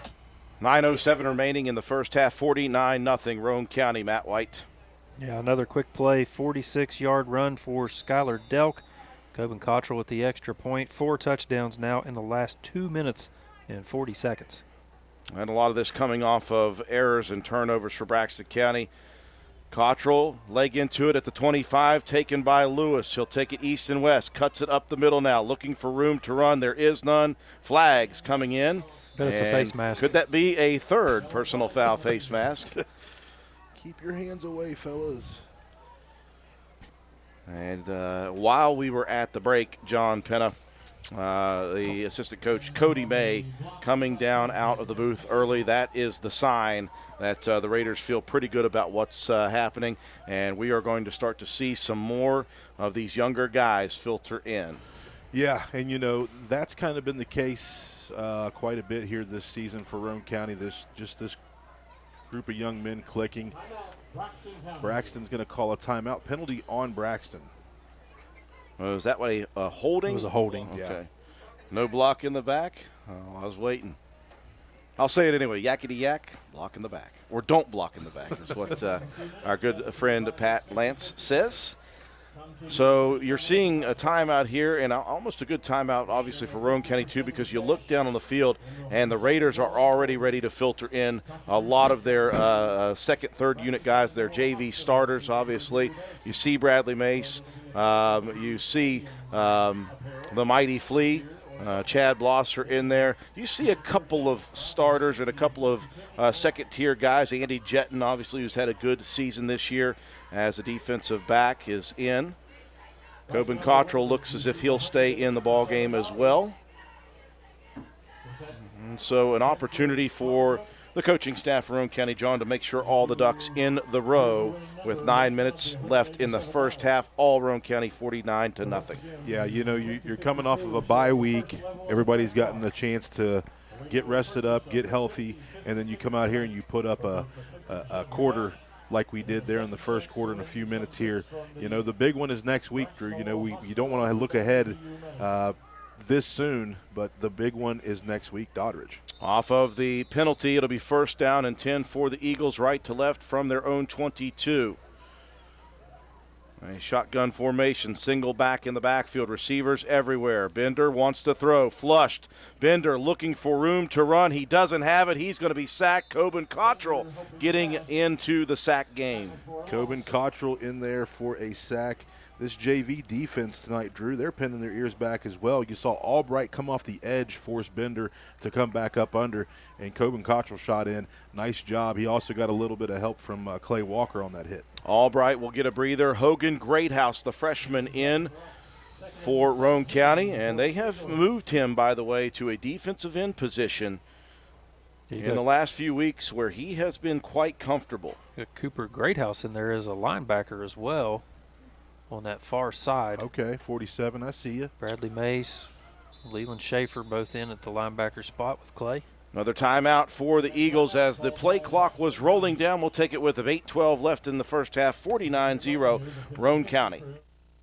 Hello. Once again this year, Brandon Dental Associates will honor U.S. military veterans on Thursday, November 10th, 2022. This annual one-day-only event will provide free dental care to U.S. military veterans. An appointment is necessary to participate. Please call Brandon Dental at 304-927-2775. That's Brandon Dental Associates, conveniently located on Hospital Drive in Spencer, West Virginia. 304-927-2775. Out of the Braxton County timeout. This has been obviously what the doctor ordered for Roane County, coming off of the bye week, getting mentally refreshed, physically refreshed, getting the starters in as much as you can, and now it's to the point, John, where you just got to start filtering some of those younger guys in. Yeah, I'm looking out here right now. Got my man Tommy Evans, number 5. He's a freshman out here matched up on Logan Bennett. You're going to see a lot of clean jerseys here so far, but Roane County is just taking care of business, and that's what you can do. Off of the sack by Cottrell, 2nd and 17 from the 15-yard line. Here's a handoff up the middle. Right there for the tackle is our good buddy Clay Walker. Clay Walker, nice job of a breakdown and tackle. Ligon packs a load, Drew. He's a downhill runner, but you can see Clay Walker reads this thing, and a perfect wrap-up tackle along the legs. That's what you got to do with a big guy. Again, we've talked about Clay Walker being a kind of a younger, a little bit smaller version of Colton Paxton in that he reads things very well and he attacks well, he wraps and gets low. 3rd down and 17 for the Eagles at their own 15-yard line. Bender out of the shotgun. He will turn and hand the ball off, and right there for it is Bradley Mace. As he was slipping, he falls and trips up the runner. So give Bradley another tackle here. He had a couple on special teams. 3 tackles tonight here for Bradley Mace. Another guy, sophomore, Drew. He's growing. He's very strong in the weight room, very dedicated in the weight room. Very quick. Coach Peary always says the only thing he would like Bradley to learn is to slow down at the point of attack. It still worked anyway. Punting situation, Ligon again high into the night sky. That's going to land at the 40, take a Braxton hop to the 45, and that is where it will be down. The Raider JV unit, I assume, John? Yeah, varsity guys already have their helmets kind of off to the side, so we'll see our JV unit. And we'll get a timeout, I believe, by Roane County maybe to make sure that they have everybody in order. We'll see the Jivs here in just a minute. 6:49 left in the first half. Roane County 49-0. Calhoun Banks is your hometown bank. We've been serving Calhoun and the surrounding areas for over 120 years. We offer many financial and banking services, including commercial, online and mobile banking, mobile wallet, our annual Deals on Wheels loan sale, home and construction loans, and we specialize in land-only loans. With offices in Grantsville, Arnoldsburg, Elizabeth, and Glenville, we are ready to serve the needs of all of our communities. Stop in and see us at one of our 4 locations today. Visit our website at calhounbanks.com and follow us on Facebook and Instagram at Calhoun Banks WV. Lobby hours are Monday through Thursday, 8:30 a.m. to 3 p.m. Drive-through open 8:30 a.m. to 4:30 p.m. Friday lobby hours are 8:30 a.m. to 4:30 p.m. Drive-through open 8:30 a.m. to 5 p.m. And Saturdays, our drive-through is open 8:30 a.m. to noon. Equal Opportunity Lender, member FDIC. We welcome you back to Braxton County High School. Obviously, we looked at what this game was going to possibly look like. You lose if you're Braxton County, Tyler Cox. That is, again, the number 1 cog in the offensive and defensive wheel. When we found out he wasn't playing and we found out later that Braxton was going to move a lot of personnel around, the Raiders have taken advantage. And now, with a 49-0 lead, Roane County's JV offense on the field. Cooper Greathouse running the show for the Raiders. He'll hand it off on the first carry up the middle, and that is Garrett Brabham. Yeah, Jackson Short makes the tackle there. Garrett Brabham, a freshman. Nice to see him. He's had some pretty good runs at the varsity level so far this year. I had about 50 yards against, who was that? Ripley. A couple of weeks ago. A pickup of 4 yards for Brabham down to the 41 of Braxton County. Raiders leading 49-0, clock rolling, 6:15 and counting in the first half. Burr splits to the near side. Fully loaded backfield. Under center goes Cooper Greathouse. Quick hitter off tackle. And that one locked up nicely. Still a gain of a yard for Roane County's running back, and that was Leland Schaefer. Yeah, Leland, one of those guys, played Major League Football for us, Drew, played middle school. He's kind of been one of those guys you could move anywhere and everywhere, and now last year he played on the offensive line for me, played in that heavy backfield for me. Now he's getting a chance to run the ball here a little bit, played great linebacker so far this season. Well, Schaefer has started to grow. He's nearing the 5'10" mark at 175, so his body is finally catching up with his mind as far as football acumen. I formation. Greathouse going to pitch it to the outside. Lead blocking available for Brabham, working towards the first down line at about the 36, and he'll be pushed out of bounds right near the mark. He may be about a half a yard short. We'll see where the ball is spotted. And we're going to see if it's a first down. That's going to hold them. They'll bring fourth at about 6 inches. And nice run. Yeah, Brabham with some nice lead blocking. And it will be fourth down, and as the PA announcer mentioned, about 6 inches to go. Heavy package for the JV, left to right here in quarter number 2.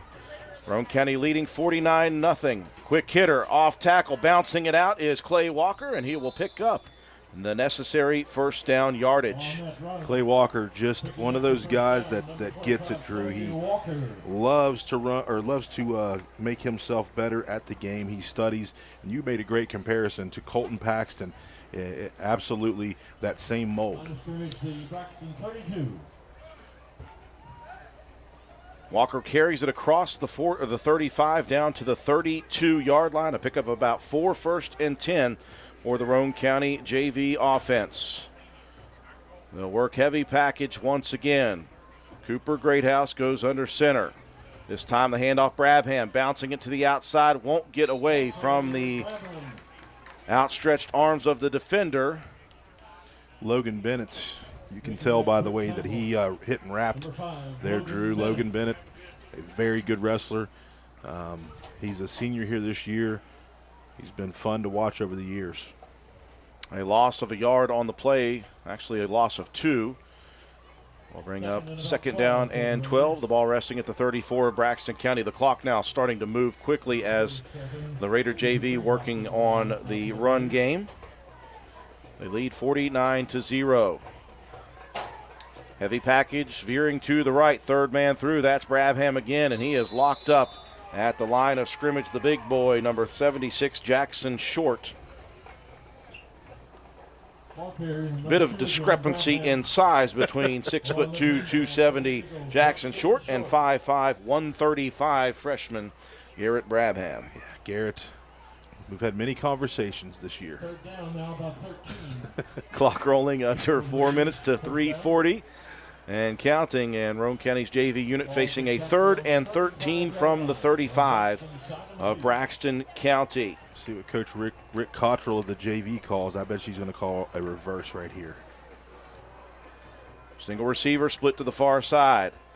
Here's the pitch to the outside. Garrett Brabham, he's got some seal blocks. He'll cut it up. The flags come flying in all over the place as Brabham absorbs the tough hit from the 200-pound linebacker, Legan. Legan, the senior, and Garrett Brabham, the freshman. Digging the arm of the back judge as he threw that penalty on a rope. Might have even caught Brabham on his run.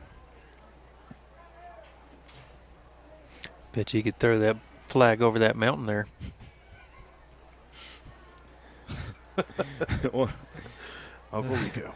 It's been a long couple days. I can't hold it in anymore. Personal foul. And that's going to be a helmet-to-helmet. Personal foul. Personal foul targeting on Braxton. So those penalties will offset. We had helmet-to-helmet on Roane County and targeting on Braxton. Yeah, I think it was the outside block. Whoever kind of came in, cracked back, I think they got Logan Bennett there, and then Legan leading with his head. Kind of tough to get down that low when Garrett's not very tall. Legan's got some size to him, but A nice call by both calls there by the officials. We shall reset and do it once again on 3rd and 13 from the 35 of the Eagles. 3 minutes and rolling here in the second quarter. 49-0 all Roane County. JV with the heavy package. Here's the pitch outside. Clay Walker looking for room to run. Cuts it outside, and good pursuit by Braxton as Clay will pick up just 3 yards, bringing up 4th and 10. By the way, on that reverse, I was totally joking about that. Well, when they started with the pitch, I thought you might be right. No way. There's no way that you're going to do that right now. Good recovery, just like a meteorologist. Yep, that's what I tell my kids all the time. The Storm switched winds. It caught the Raiders will go for it on 4th and 10 from the 33 of the Eagles. Cooper Greathouse under center. There is Cleveland. And Cleveland rocks. Definitely does. Always a good time. That play where the Raiders have no intentions of running a play. They just go up to the line of scrimmage and hard count the defense. That will give Roane County a little more breathing room here for an attempt on 4th and 5. Ball resting inside the Braxton 30 at the 28. And the clock continues to roll near the 2-minute mark. And the Raiders are going to attempt a field goal. Now, we heard that this might be the case because of the fact that Coben Cottrell has such a cannon for an arm. Now, they're going to have to call a timeout if they want to attempt this. And again, we heard from Coach Paul Burdett Wednesday night off the air. He said, listen, there might be a field goal attempt coming. He said, Coben Cottrell has decided that he wants to try to kick soccer style. He started it a couple weeks ago, found out he could do it. He's been practicing. He's 3 for 3 on extra points, John. Yeah. And so they're going to give him an opportunity. This will be a massively long field goal if it is able to go through, but we saw him belt a couple of extra points. This will be a 45-yard attempt. Wow. And we're talking in practice. He was nailing it from 40, so this would be an obvious record at Roane County High School. Yeah, I'd like to see him get an opportunity here to get this thing off and see how good the leg is. Him just being a sophomore, Drew, first year playing football ever. Trust me, because I've tried numerous times. I'm a little salty if you can't figure that one out yet. But here's the deal. He's figuring it out throughout his sophomore year. He still has a couple years left. From the right hash, the holder is Jacob Greathouse. This would be a Roane County record. Snap is good. The hold is down. The kick is up, and that one line drived. It will fall shallow, but an interesting opportunity for the Raiders and Coben Cottrell, and they will get nothing on this one. 1:40 left in the first half. All Roane County 49-0.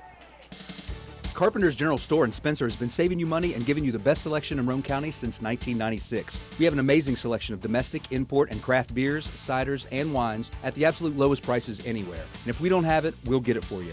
We have a sporting goods section with all the right fishing gear, locally crafted lures, and live bait. And we also carry a great selection of firearms and ammunition. And once again, if we don't have it, we'll get it for you with the lowest prices guaranteed. We're open Monday through Friday, 7 a.m. to 8 p.m., Saturday, 8 a.m. to 8 p.m., and Sunday, 9 a.m. to 7 p.m. So come see us at 746 Arnoldesburg Road in Spencer. It's a convenience store with a whole lot more. Off of the missed 45-yard field goal attempt by Coben Cottrell, turnover on downs at the 20-yard line. Braxton County's offense will take over. The Raiders leading 49-0. It's one of those I'm going to assume is a different rule in high school on that field goal attempt. I thought you got the ball where it was spotted for the kick attempt. Raiders a bit of personnel problems. They had too many on the field, 12 to be exact.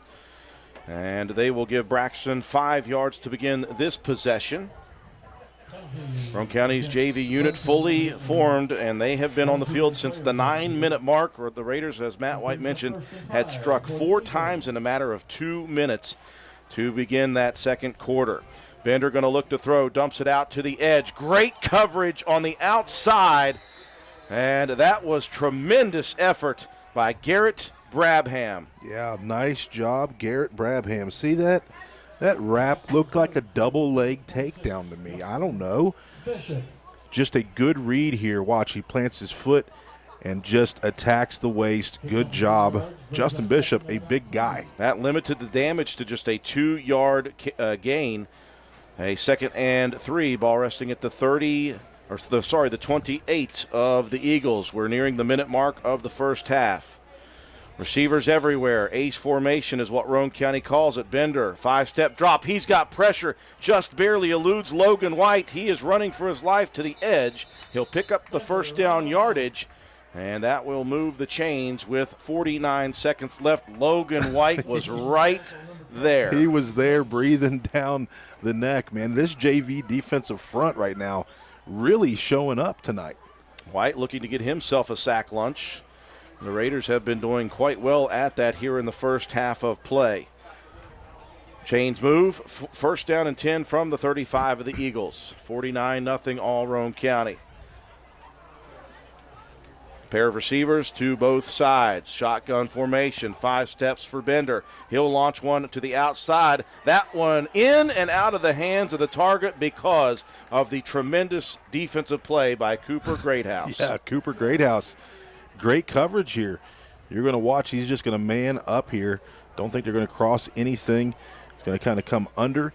He stays right there. Ball hits his hands, and Cooper Greathouse clear through him. That kind of looked like a wrestling move to myself. I was going to say, you've been trying to get that guy too. I've been trying. See, here's the problem. John Penna believes that these young men's parents are not here for the game.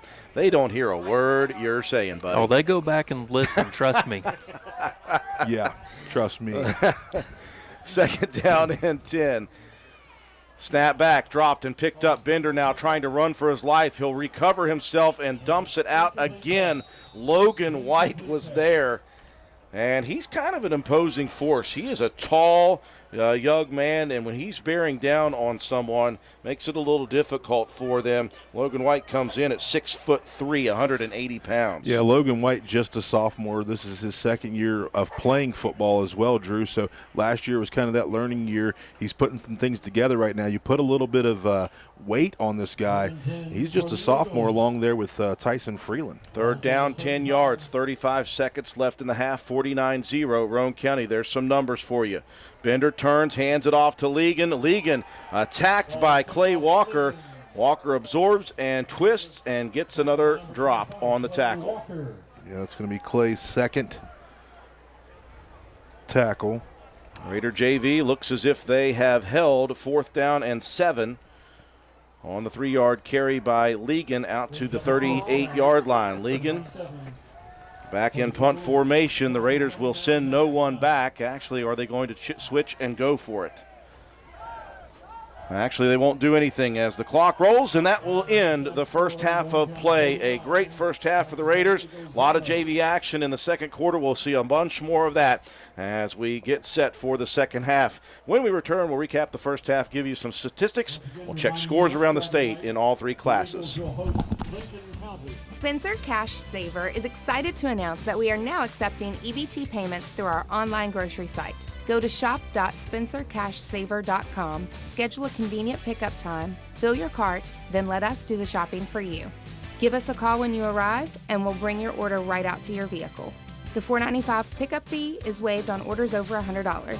So save time and shop online at shop.spencercashsaver.com. Stop by D&D Motors for great deals on used cars.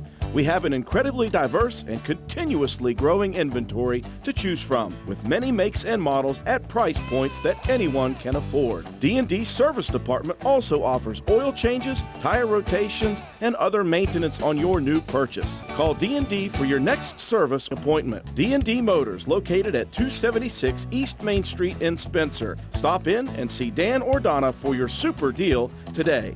Open Monday through Friday, 9 a.m. to 6 p.m., Saturday, 8 a.m. to noon, and closed on Sunday. D&D Motors, call 304-519-2157.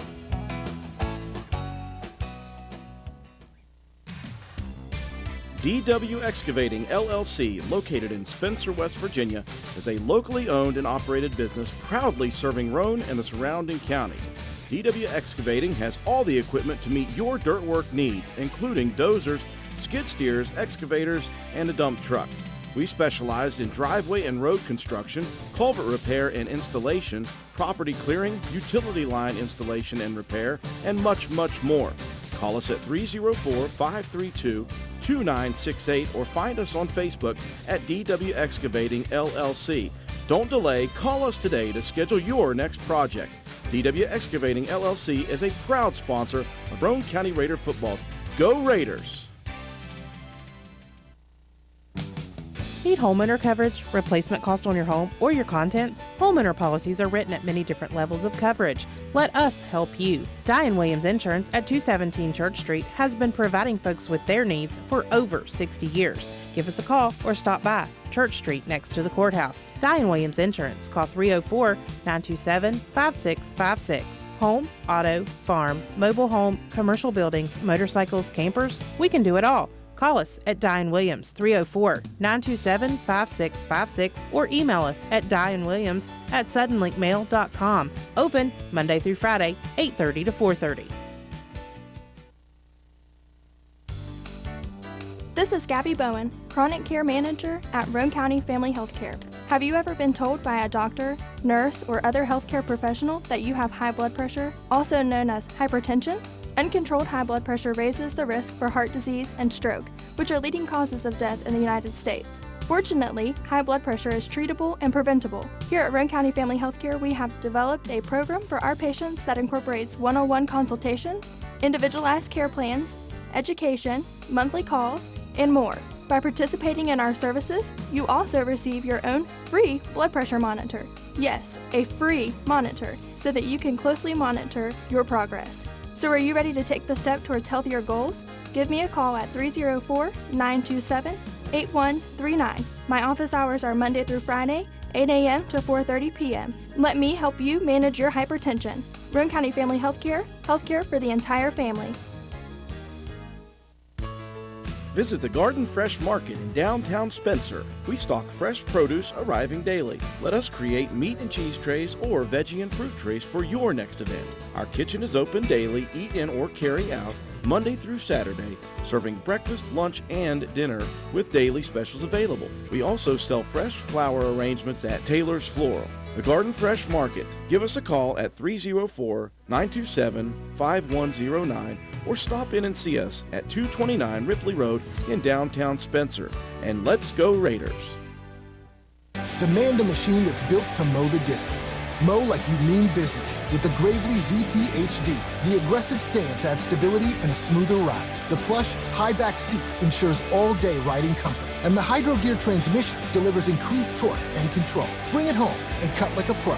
Find a Gravely ZT HD to help you get the job done right. Gravely, built to mow the distance. Your local Gravely dealer is Richard's Lawn and Garden, located at 130 Main Street, Spencer, West Virginia. Phone number 304-927-4580. Be sure to visit our showroom across the street right beside the T-Mobile building. Did you know Hardman's is now stocking Trex decking? That's right. You don't have to worry with staining your deck anymore with Trex decking. We have 3 colors in stock to choose from, so you can buy it today and install it tomorrow. Ask about special financing options and enjoy your new deck all summer long. Looking to beat the heat and upgrade the inside of your home this summer? Call Rachel in Ripley or Tracy in Spencer about new carpet, hardwood, tile, or luxury vinyl flooring. Many of these options are in stock and ready for you to take home today. Maybe you want to give your walls their best look? Come in and pick out your new favorite color or have us color match to the one you just can't live without. Our Best Look Paint and Primer in One is your only choice for superior quality at an affordable price. Hardman's, our family serving yours since 1907. Is your grass already growing so fast it looks like a hayfield? Then you need to go see the professionals at Hildreth Supply. Hildreth Supply has all the Husqvarna equipment you need to tame that out-of-control yard. How about the Husqvarna riding lawnmower, model number YTH 18542, priced at $2218.75. Husqvarna trimmer, model number 329L for $249.99, or model number 130L for $265.94, and many more. Visit us on the web at hildrethsupply.com, check out our Facebook page at Hildreth Oilfield Supply, or stop by and see us at the store located on Route 33 in Spencer. Hildreth Supply, a hometown store with hometown ownership and proud supporter of all Roane County athletes. We welcome you back to Braxton County High School at the half. Roane County on top of Braxton County by a score of 49-0. It got started early for Roane County as Braxton deferred the coin toss to half number 2. So the Raiders took the opening kick, had themselves tremendous field position at the 45, took a couple of plays before the Raiders punched it in quickly, got the 2-point conversion, 8-0. And on the next series, after Roane County gave up a penalty on maybe a helmet-to-helmet, we couldn't tell, gave Braxton County a first down. A pressure play by Colton Paxton up the middle against Bender. He was able to tip the pass to his teammate Shea Harper, a turnover on an interception. Roane County wasting no time after that. Quickly into the end zone for another score, 16-0, just like that. And that was a sign of the things to come in the first quarter and early part of the second quarter for the Braxton County offense. Before it was all said and done, I believe 5 turnovers. Matt will, of course, let me know for sure on that. And the Raiders capitalized on every single turnover that they were able to create. And the offense continued to roll up points at one point in a 2-minute span, and late in the first quarter, early in the second quarter, the Raiders, after some turnovers on down, were able to score 4 touchdowns in 2 minutes of that time. Roane County extends the lead out to 49-0 very quickly. At that point, there was 9 minutes left still in the first half, and the Dogs were already called off by Coach Burdett and his staff. And so the JV units come in on defense. The JV playing very well defensively. They allowed not a whole lot of offense for Braxton County. And then the JV unit on offense comes in and has a couple of offensive series. They were able to move it a couple of times and get a couple of first downs. And other than that, not much going in the first half in that second quarter for either team. John, just one of those games where the Raiders, after a week off, to mentally recover and to physically recover and to stay apparently very focused, they came out firing. We knew that this was a possibility. We never want to say it beforehand, but with Tyler Cox out and with, of course, Bennett not feeling the best and a completely revamped offense right before this game for Braxton County, we assumed that there could be some struggles with some personnel and some communication and some execution. That's kind of what we saw as Braxton was able to turn the ball over a couple of times, and Roane County just really doing work on all 3 phases of the game in the first half. So we imagine at least, John, we're going to see the JV units in the second half. We wonder if it's going to be a situation like we had with a couple of weeks ago where Roane County and Buffalo chose to go with shortened quarters in the second half. We'll just have to wait and see what that is. But obviously, the Raiders are not looking forward to next week. They are taking care of business this week first. Yeah. They took very good care of that first half. They were focused at every aspect. A lot of those guys that are on this team right now, remember the last time that we came to Braxton County and absolutely got punched in the mouth. That changed how we looked at how physical we understood that we had to become as a football team. So we really pushed that through the offseason by competing against each other, getting themselves in the weight room, staying consistent there, and then being at all the flex days that we were able to use and things like that. And that's kind of the mentality. After we got hit in the mouth like that, we looked at ourselves in the mirror and said, we've got to be that physical team, and we have figured that out. And tonight, it just started on play number 1 with Colton Paxton just shooting through that line and meeting Ligon there in the backfield. So that set the tone for what was going to happen here in the first half. And like you said, the struggles that Braxton has had, we've watched them play throughout the season so far. Injuries to Tyler Cox, injuries to a couple their other guys, and you're this late in the season and you're moving guys around. You've got to build that consistency, and they're just not able to do that right now. So Roane County clicking on all cylinders. It was just going to be one of those nights for the Raiders. Absolutely. 49-0 is your halftime score. We look forward to hearing from Matt White about the breakdown on offense for sure, but I look forward to hearing the defensive stats for the Raiders. Yeah, I think you're going to enjoy all aspects of this one, Drew. Just a big first probably 14 minutes of this game is all it took for Roane County to really break this thing wide open. Skylar Delk with 4 carries for 73 yards, 2 touchdowns. Shea Harper, 3 carries for 60 yards, 2 touchdowns. Begler, 4 carries, 57 yards, and a touchdown. And then Brandon Richardson, 2 carries, 44 yards, and a touchdown. Those 4 guys combined 13 carries for 234 yards. That's 18 yards per carry. And how many touchdowns total? 6. 6 offensive touchdowns from those 4 guys. Jacob Greathouse, he was 2 for 2 for 15 yards. One of those going to Lane Watson for 10, the other going to Delk for 5. 7 first downs in the half for Roane County, 4 penalties for 40 yards, no turnovers, a 10-minute time of possession. 5 minutes of that came in the drive with the JV late in the second quarter. 236 yards on the ground, 15 yards through the air, 251 total yards of offense for Roane County. The team rushing attack is even spectacular. 22 carries for that 236. Still, that's a 10.72 yards per carry as a team in the first half for Roane County. For Braxton County, Bryce Legan, really the only guy able to get anything going. He had 7 carries for 9 yards.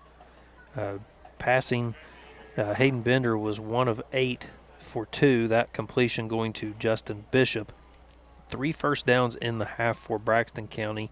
2 of those were on penalties, 15-yard penalties by Roane County. 3 penalties of their own for 30 yards, 4 turnovers, a 14-minute time of possession. Team totals negative 13 yards rushing and 2 passing. That's a grand total of negative 11 yards offensively for Braxton County. Defensively, it was just a nonstop barrage. I'll just go through the guys that had sacks. Ori May with 1, Skylar Delk with 1, Colton Paxton with 1, Coben Cottrell with 1, Matthew Schaefer with 1, and Colton Albright with 1. Fumble recoveries, Richardson, Begler, Schaefer, and then Fabio with the pick scoop 6. Just a constant barrage from Roane County against an undermanned and just overmatched team in Braxton County that's struggling to find an identity and struggling to, like you said earlier, just to rebuild a program.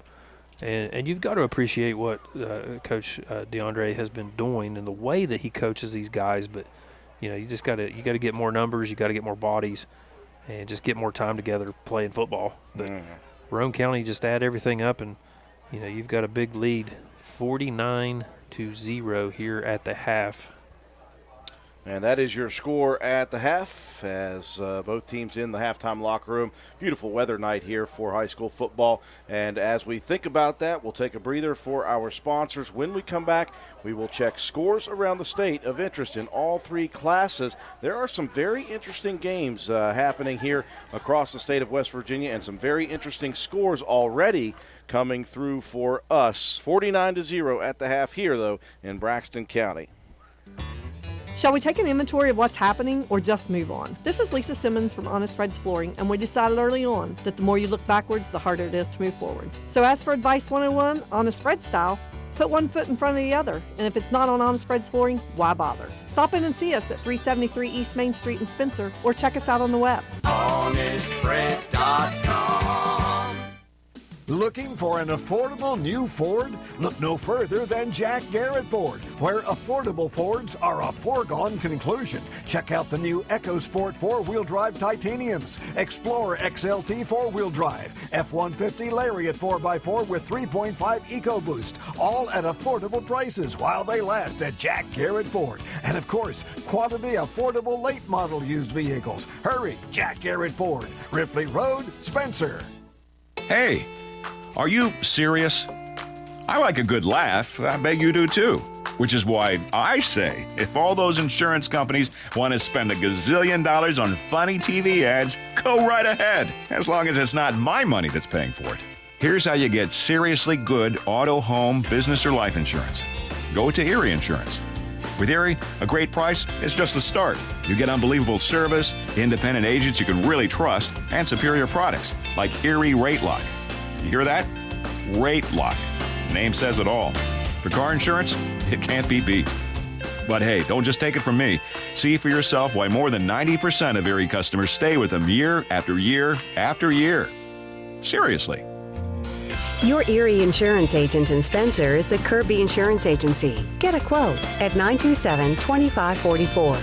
That's 927-2544. Or visit kirbyinsurance.com. Vote Matt White for Roane County Clerk. I'm a lifelong resident of Roane County and a 2001 graduate of Roane County High School. I've spent the last 18 years working in service of the public at Roane General Hospital and the last 10 years helping to cover youth sports here on WVRC. I've had the privilege of watching my father for the last 24 years, and I understand firsthand the amount of time and dedication it takes to be a successful county clerk. It's about the people knowing that when they walk through the door, they will be treated fairly and with respect, no matter the situation. The county clerk should always be the face of the office and not just a name on the door. If elected, I promise to continue with the same standards of hard work and service to the people of Roane County and the surrounding communities that you've all come to know and expect. Thank you for your support in the upcoming election. Vote Matt White for Roane County Clerk. Paid for by the candidate. When the heat starts to rise, pick your perfect chill at your Spencer McDonald's. We are now offering our iced carbonated drinks. Try one of our 3 new flavors, Fanta Wild Cherry, Fanta Blue Raspberry, or Coca-Cola. Stop by today at your Spencer McDonald's. We are proud supporters of all Roane County athletes. McDonald's, I'm loving it, and so will you.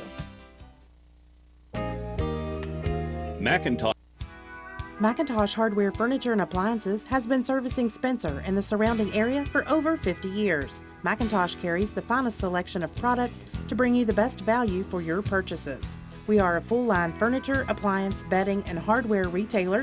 We proudly supply Amana, Frigidaire, Vaughan, Roane, Lazy Boy, Whirlpool, Brown, and Maytag products. Shop local and support local businesses who support local athletes. We offer what the big stores won't: sales, service, delivery, installation, and removal. Call 304-927-2700. Visit us on the web at macintosh.goretailer.com. Check out our Facebook page at McIntosh Hardware Furniture and Appliances, or stop by and see us at 204 Market Street in downtown Spencer. You've changed thousands of diapers, cut off hundreds of crusts, played hours of peekaboo and duck duck goose, because you'd do anything for your kids. That's why it's so important to protect them with life insurance from State Farm. State Farm agent Norman L. Daniels will help make it easy and affordable to help you protect your family, no matter what the future holds. Because for the people you do anything for, life insurance could mean everything. Call State Farm agent Norman L. Daniels in Spencer at 304-927-5680 today. Like a good neighbor, State Farm is there. A familiar story and a familiar look, as we have seen another time this year on the sidelines as Roane County exits the locker room for the second half. The varsity players with just their pants on and warm-up shirts. No more pads for the Raider varsity guys. Of course, the Raider JV took over at the 9-minute mark of quarter number 2. The reason that happens is Roane County with a 49-0 lead as we enter half number 2. While we've got the 3-minute warm-up time, let's take a look at some scores around the state in all 3 classes. Several of them that we've been interested in. We've gotten an update on that Clay and Lincoln County game is a big one. potential bonus point there for Roane County if Clay is able to pull that one off against the AAA team. But some big games in AAA. Number 13, Wheeling Park, up 13-7 in the second quarter against number 1, Musselman. Number 2, Parkersburg South, up 27-20 over number 11, Morgantown. The AAA game of the week sees number 5, Hurricane, up 20-7 on number 3, Cabell Midland. Number 4, Huntington, up 13-7 on Parkersburg. And a couple others here that we were looking at. Just got an update on that Ripley and Greenbrier East matchup. Greenbrier East jumped out now 35-8 against Ripley. That was a one we were hoping for a potential bonus point. Number 4, North Marion in AA, up 36-0 on Lewis County. Nicholas County, number 7, up 27-0 on West Side. Number 12, Fairmont Senior, 21-0 over Robert C. Byrd in the second quarter. A lot of scores here not reported. Oak Glen, future opponent for Roane County, they're trailing 13-6 to East Liverpool of Ohio in the second quarter. Try to check some of these single A scores. We did get an update on Gilmer and Calhoun. Gilmer up 12-6 in that contest. And number 3, Independence of AA. The last reported score there was 16-0 over number 8, Man, in the single A ranks. Doddridge County, last reported score 20-0 up on Ravenswood. Number 7, Wahama, up 22-8 at the half on Wirt County. And I was hoping to see a score on that Buffalo and Tulsa game, another potential bonus point for Roane County. St. Mary's up big. They were up 47-0 on Magnolia at the half of that one. So not a ton of scores haven't gotten updated here yet, but things we continue to look at each and every week going forward. You know, we talk about that with Coach Burdett. He doesn't care. It's week to week, 1-0. But these are things fun for us to talk about and speculate on as we go forward, potential matchups for Roane County. But obviously, as always, the most important score here tonight, Roane County up 49-0. So we're getting ready to start the second half action with the JV guys exclusive. So a successful first half for the Raiders on the varsity side of things. Really just John, a lot of action, but still only an actual quarter and 3 minutes of the second quarter for the varsity guys. They'll obviously remain very healthy coming into this next week's game against Doddridge County, and that's always a positive for Roane County if you can come out of a victory unscathed. And, of course, we have a whole second half to go, but still the onus right now looks to be on Roane County. And what we've gotten updates on is the quarters will be 8-minute quarters, John? Yep, 8-minute quarters here. Brad Nichols, my inside info guy, sent me that info. So, yeah, you're going to have 8-minute quarters. I don't think the clock will stop here in the second quarter, or the third quarter, excuse me, but in the fourth quarter it will be continuous. Assuming that lead is still at least 35 points. John Bowen will do the kicking for the Raiders. The lefty will sail this one from left to right. Bowen leg in, high end over end kick at the 26-yard line. Taken there to the outside.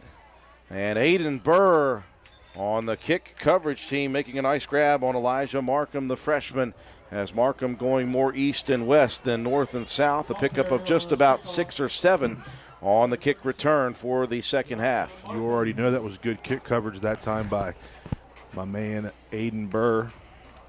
Had an opportunity to talk to Burr a little bit today as the Black Walnut Festival festivities are happening in Spencer right now.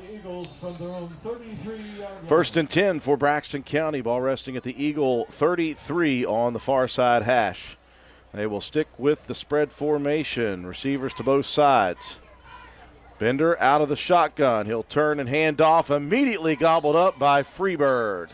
Tyson Freeland. That's going to be his second tackle of the game. They're working that ace formation here, Drew, is Braxton. Am I seeing correctly, John Penna? I know you will know. Is that just a hooded sweatshirt, or is that the beginnings of a Tennessee waterfall? Oh, that is a perfectly finely coiffed West Virginia waterfall is what I call it. I imagine you've had your hands involved in that. Here's a penalty coming, and it looks as if the Eagles now have too many men on the field. Andrew Brandt got that last carry for the Eagles, and he didn't want to come off the field. He wanted to get that ball again.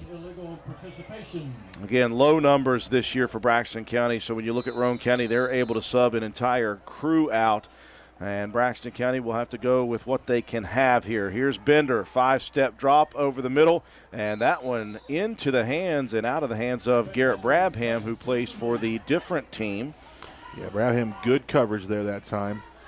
A ball behind his intended receiver there. That was Carter Lewis on the 5-yard out route. Well, that's a smart coverage because you're playing the man, but if he's playing the ball, he's going the other way. That one hit him. Yeah. He really wasn't looking back. He was doing good coverage on the outside. 3rd down and 17 from the 27 of the Eagles. 49-0 Roane County. Bender going to look to throw. He's flushed. He steps up in the pocket. The ball is loose on the ground, and Bender able to get to it before Leland Schaefer did. And some Raider defender got a hand in. Hogan Greathouse there that time, Drew. You're going to see here on the replay he's playing the DN spot. Hoagie working up the field, and gets that big mitt inside there. Leland Schaefer close to a fumble recovery as Bender jumps back on the football. Greathouse diving after that play, showing the athleticism he has built over the last couple of years. Hard work pays off, I imagine, folks. Some of you may not know how hard that young man has worked to get himself where he is. Here is a return opportunity. That is the mighty Fleroy, and he goes down after he had a little room to run on the edge. Chad Fleroy Blosser with the punt return. Yeah, that was a great job that time by Chad. You know, that ball hung for a while. Chad backed up, wasn't going to take that thing, decided to pick it up off the hop, and a nice little pickup for the sophomore Chad Fleroy Blosser. 6:15 remaining here in quarter number 3. This will be the first offensive opportunity for the Roane County JV unit, as the huddle is broken with a 49-0 lead. Roane County 1st and 10 from their own 37. Shotgun formation for Cooper Greathouse. Hands it off tackle. Here comes Leland Schaefer as he is roped down after a couple of yard carry. Give him maybe 3. My boy Connor Facemeyer there to help make a stop. It's nice to see the JV actually open things up a little bit, going away from the I formation and the heavy route. They're going into the shotgun, and this is a great opportunity, John, to get this time. Yeah, it's going to give them a chance to run some of these varsity plays against that varsity defense. Double wing, double receiver, handoff, off tackle, heavy hit on the carry, but a great carry up the gut out near midfield. That will be a first down carry, and that will be, again, Leland Schaefer. Yeah, Schaefer there just follows his block, gets underneath of his shoulder pads there, and takes a nice hit by Deal, but continues to move. Raiders move the chains out near midfield, just on the midfield stripe, 1st and 10. They move left to right. Cooper Greathouse out of the shotgun. He's going to keep it himself to the outside, and lots of coverage there. Is that Ligon that came in firing? Yeah, he shot through there that time, and wrap-up tackle by the senior. Cooper trying to follow those blocks out there in front that played just a little slow to develop, and Ligon read that thing from the go. A loss of 6 on the play brings up 2nd down and 16. The ball resting at the 44 of the Raiders. 49-0, the Raider JV with 4:35 left in the 3rd quarter, going at it. Receiver to both sides, double wing. Out of the shotgun, Greathouse hands it off. Schaefer tried to bounce it to the outside, and he'll be wrapped up after a loss of a yard. That will bring up Adam Smith there to make the tackle. It's going to bring up third and they'll give him the yard back, so it'll still be 3rd down and 16 for the JV offense. Again, 49-0. It's a 35-point or more advantage to when you get to the 4th quarter with a running clock. Raider JV is not content with just holding the lead. They'd like to score a couple of points. Greathouse takes a tough snap, hands it off in the backfield, and all green there, gobbling up Schaefer. And the Raiders will lose a couple of more, and it'll be faced with a 4th down situation. Yeah, Braxton County's got quite a few, as many subs as they can get in there. Yeah. You've got freshman Gabe Hacker and freshman Joel Sigmund right in the middle of that defensive line. Yeah, Connor Facemeyer just a sophomore. So this is a younger group for Braxton. Yeah, you got James Nettles, a freshman, and Ethan Campbell, a sophomore. Punting situation, and that's Freebird, and Tyson Freeland breaks a tackle, and he won't break the other ones. Boy, he had dreams of grandeur there. You know, I gave him number 34 in Midget League, Drew, because I thought he was the next Schaefer, right? Then Schaefer went to the center position.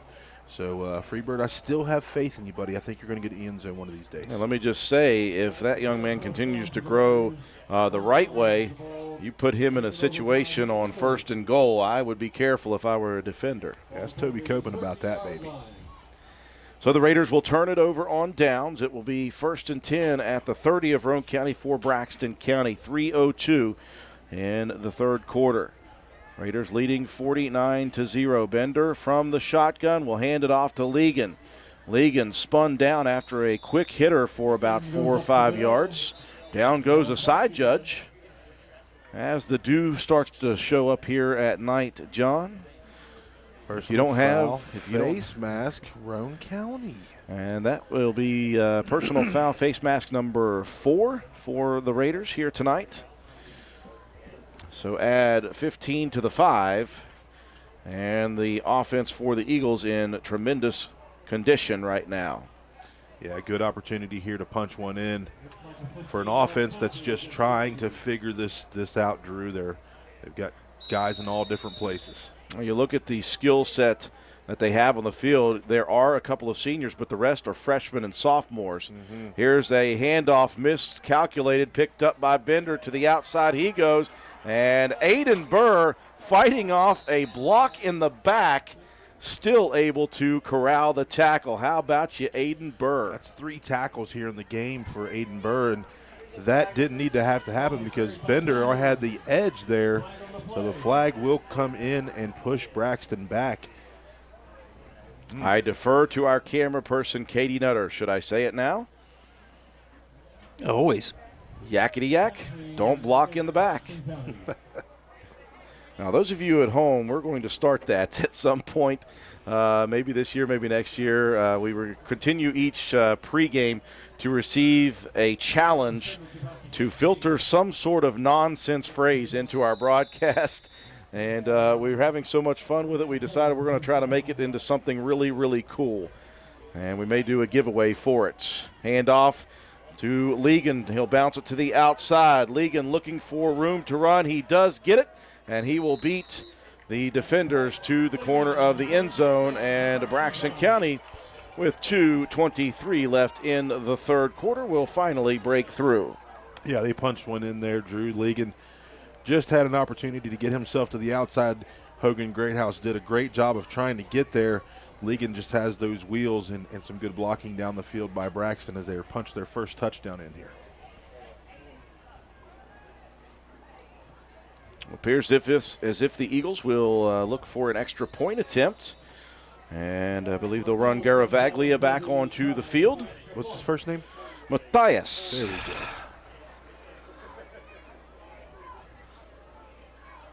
Bender the holder. The snap is clean. The hold is good. And the kick is also good for Garavaglia. 2:23 left in the 3rd. 49-7 all Roane County.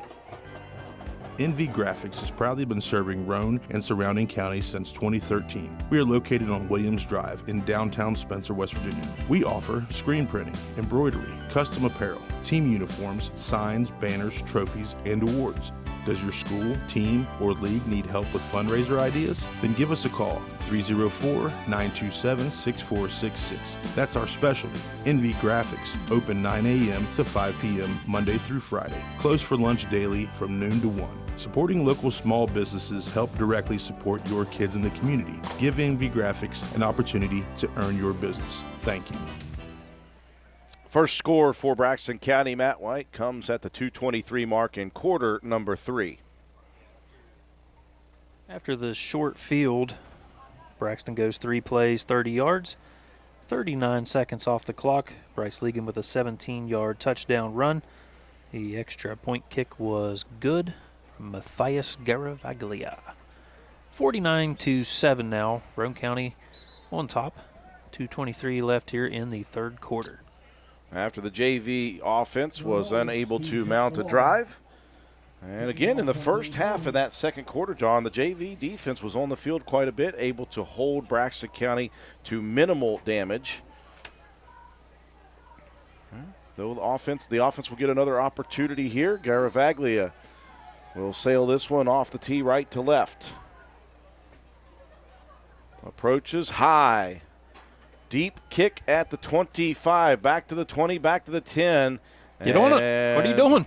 I'm not sure what Roane County is doing there, and that's going to be on the ground. And if that is recovered by Braxton, as it is going to be Eagle football right at the 6 or 3 yard line. I'm not sure which one. Yeah, it looks inside the 5, and that's just a blunder by the JV guys.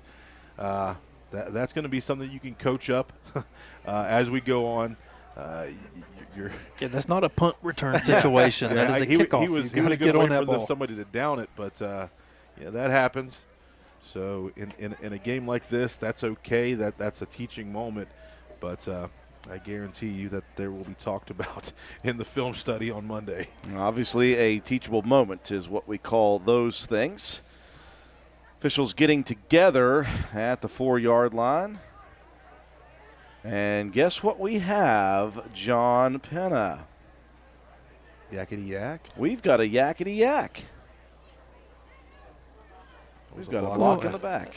Now, how do you retain possession of that if you had a penalty against you?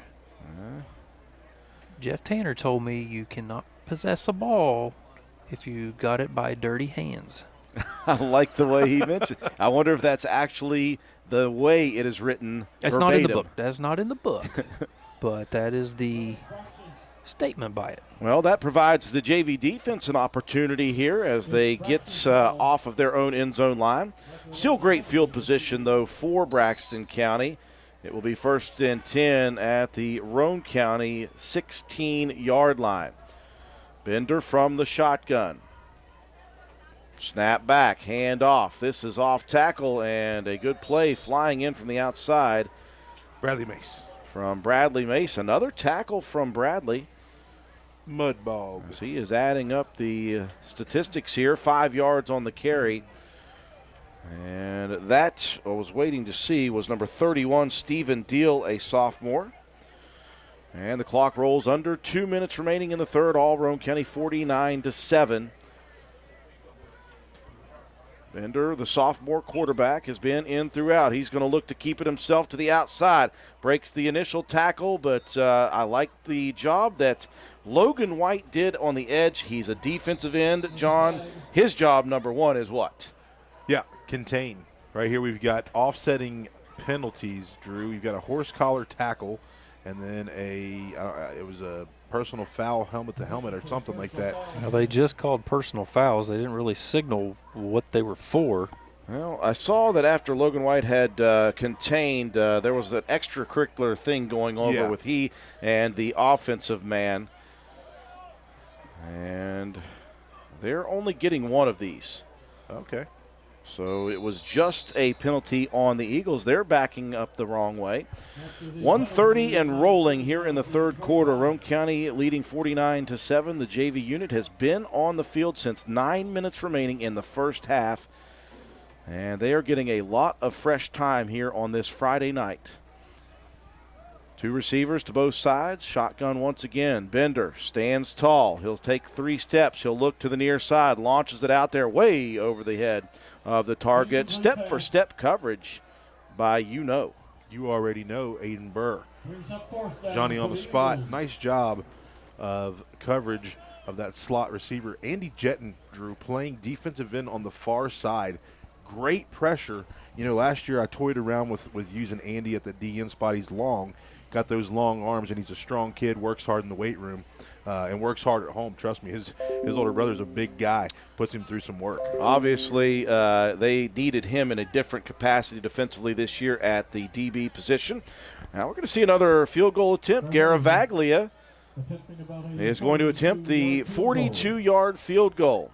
The snap is good. The hold is down. Garavaglia gets a hold of it. Is it enough? Just shy. A great attempt by Matthias Garavaglia. That was a 42-yarder, John, and that could not have missed by much more than 35 yards. It was there. Yeah, about 7 yards. I think, yeah. Very clean kick for Garavaglia, but how about the Roane County JV defense? Jev's been, but don't break. After that mishap on the kick return. So we'll see what the offense can do. We've seen heavy out of the JV guys. We've seen a little bit of ace. We're going to see what we're going to do here. Deep in their own territory. Well, not too deep, but at the 20 of Roane County as Cooper Greathouse enters the huddle for the junior varsity.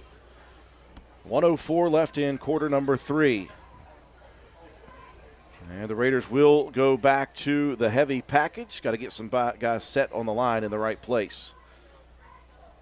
Snap back, give, third man through, and I can see nothing. Number 2. I could assume that's Brabham. And he'll pick up nice yardage on first down. Give him 5 on the carry. My boy Connor Facemeyer in there helping out on the tackle. Brabham. Clock continuing to roll. The Raider offense will have to run another play here in the third. And at that point, we will move to quarter number 4, and Roane County with a 42-point advantage will be allowed the running clock for the fourth quarter. Things will speed up quite a bit as we enter the final phase. JV heavy package leaning left. Under center is Greathouse.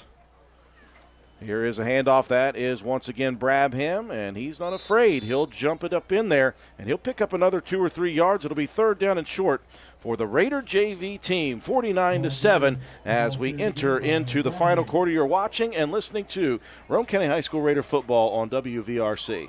Sports builds character that follows us all through life. It can lift us up in grand emotions when we reach the pinnacle of success. We all can envision the agony of defeat. Both equally build character. Old Fences Realty believes in character. Working hard to achieve that pinnacle of success takes sacrifice, training, and long hours. When putting your property on the market, please remember the company that possesses that character. List with Old Fences Realty. And go team! We welcome you back to Braxton County High School. Roane County leading big, 49-0. That was the score at the 9-minute mark of quarter number 2. It's been all JV units since then, and a great opportunity for these young Raider players to get a lot of Friday night time, and they're playing against most definitely the majority offense and defense varsity-wise for Braxton County. Well, Braxton's been able to filter in a lot of the younger guys. As you look over on the sideline, you've got Logan Bennett over there. But, these younger guys for Braxton getting opportunities tonight here as well. Team switching sides. It'll be third down and 1 at the 29 of Roane County. They'll stick heavy. Greathouse, the quick hitter up the middle, and that is a nice carry for a first down by Leland Schaefer. Needed a yard, picks up 3. So things happened the way that the Raider Roane County Varsity would like. They got out to a quick lead, an early lead. They got some work in throughout the first quarter and some of the second quarter. They stay healthy, they give way, and you're supposed to do that, John, if you are the number two team or of that quality in AA. Yeah, and you know, film study this week for me and coaching against these guys and understanding what Braxton had bringing back, you kind of felt that Roane County was going to have the edge, and they absolutely did here tonight. They just clicked on all cylinders, averaged, what'd you say, 10 yards a carry overall total? 10 plus in that first half. Raider JV moves the chains. Here's the handoff. There's Brabham. Breaks a tackle to the outside. Fights off another tackle out near the 40-yard line for the youngster Garrett Brabham. Yeah, he keeps moving, Drew. You learn that from those guys at the varsity level. It was a nice job. He just kept moving his feet and was able to break some tackles. And Brabham, just a freshman, 5'5", 135. You'd hope that he is able to put a little more bulk on as his career continues at the sophomore, junior varsity level. You need only look at Skylar Delk's freshman photo to find out what's possible. Look at Briar Begler's at that, Drew. They're about the same height. And the same size, you know, that you just knew that you were going to have some special guys in the backfield at some point with Delk and Beggs. 7 on the carry for Brabham. 2nd down and 3. Here's the pitch to Garrett. Following the lead block, shoulder down and out near the first down mark at the 42. Depending on the spot. That was not a very good spot. Going to mark that just past the 41-yard line. And it looks like just short of the 42 is where they need. So the Raider JV with another 3rd down and short. And, boy, the clock has rolled quickly. I looked up for the first time, and we're already under 6 minutes. We're at 5:35 and rolling, 49-7. Roane County leading.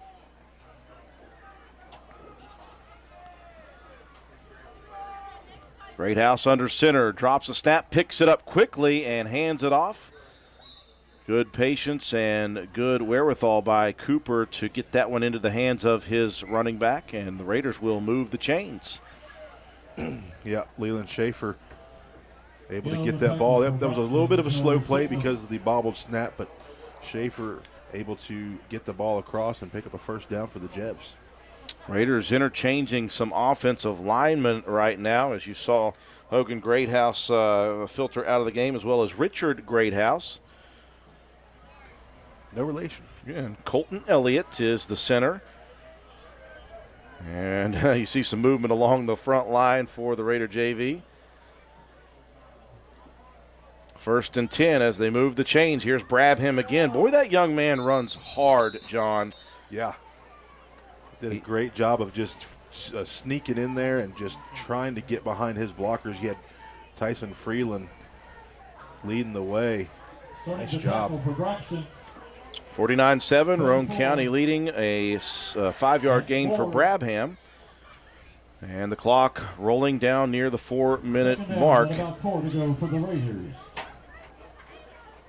Well, you mentioned it very nicely, 5'5", and that's pretty close to Begler. Begler's got a couple of inches of height, but Begler rolls around at about 160, 165 pounds. I'm talking about freshman year.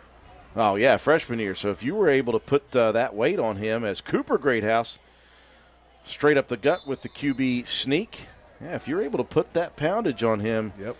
Get him to 5'7", $165. He's got some wheels. Well, all of the JV is rotating in and rotating out. Burnside. Nick Burnside checking in for the Raiders. He'll replace Elias Duffield, who was in for a couple of plays. You look out there and you can see Burnside. You see 58 standing right next to him. He reminds me of his older brother.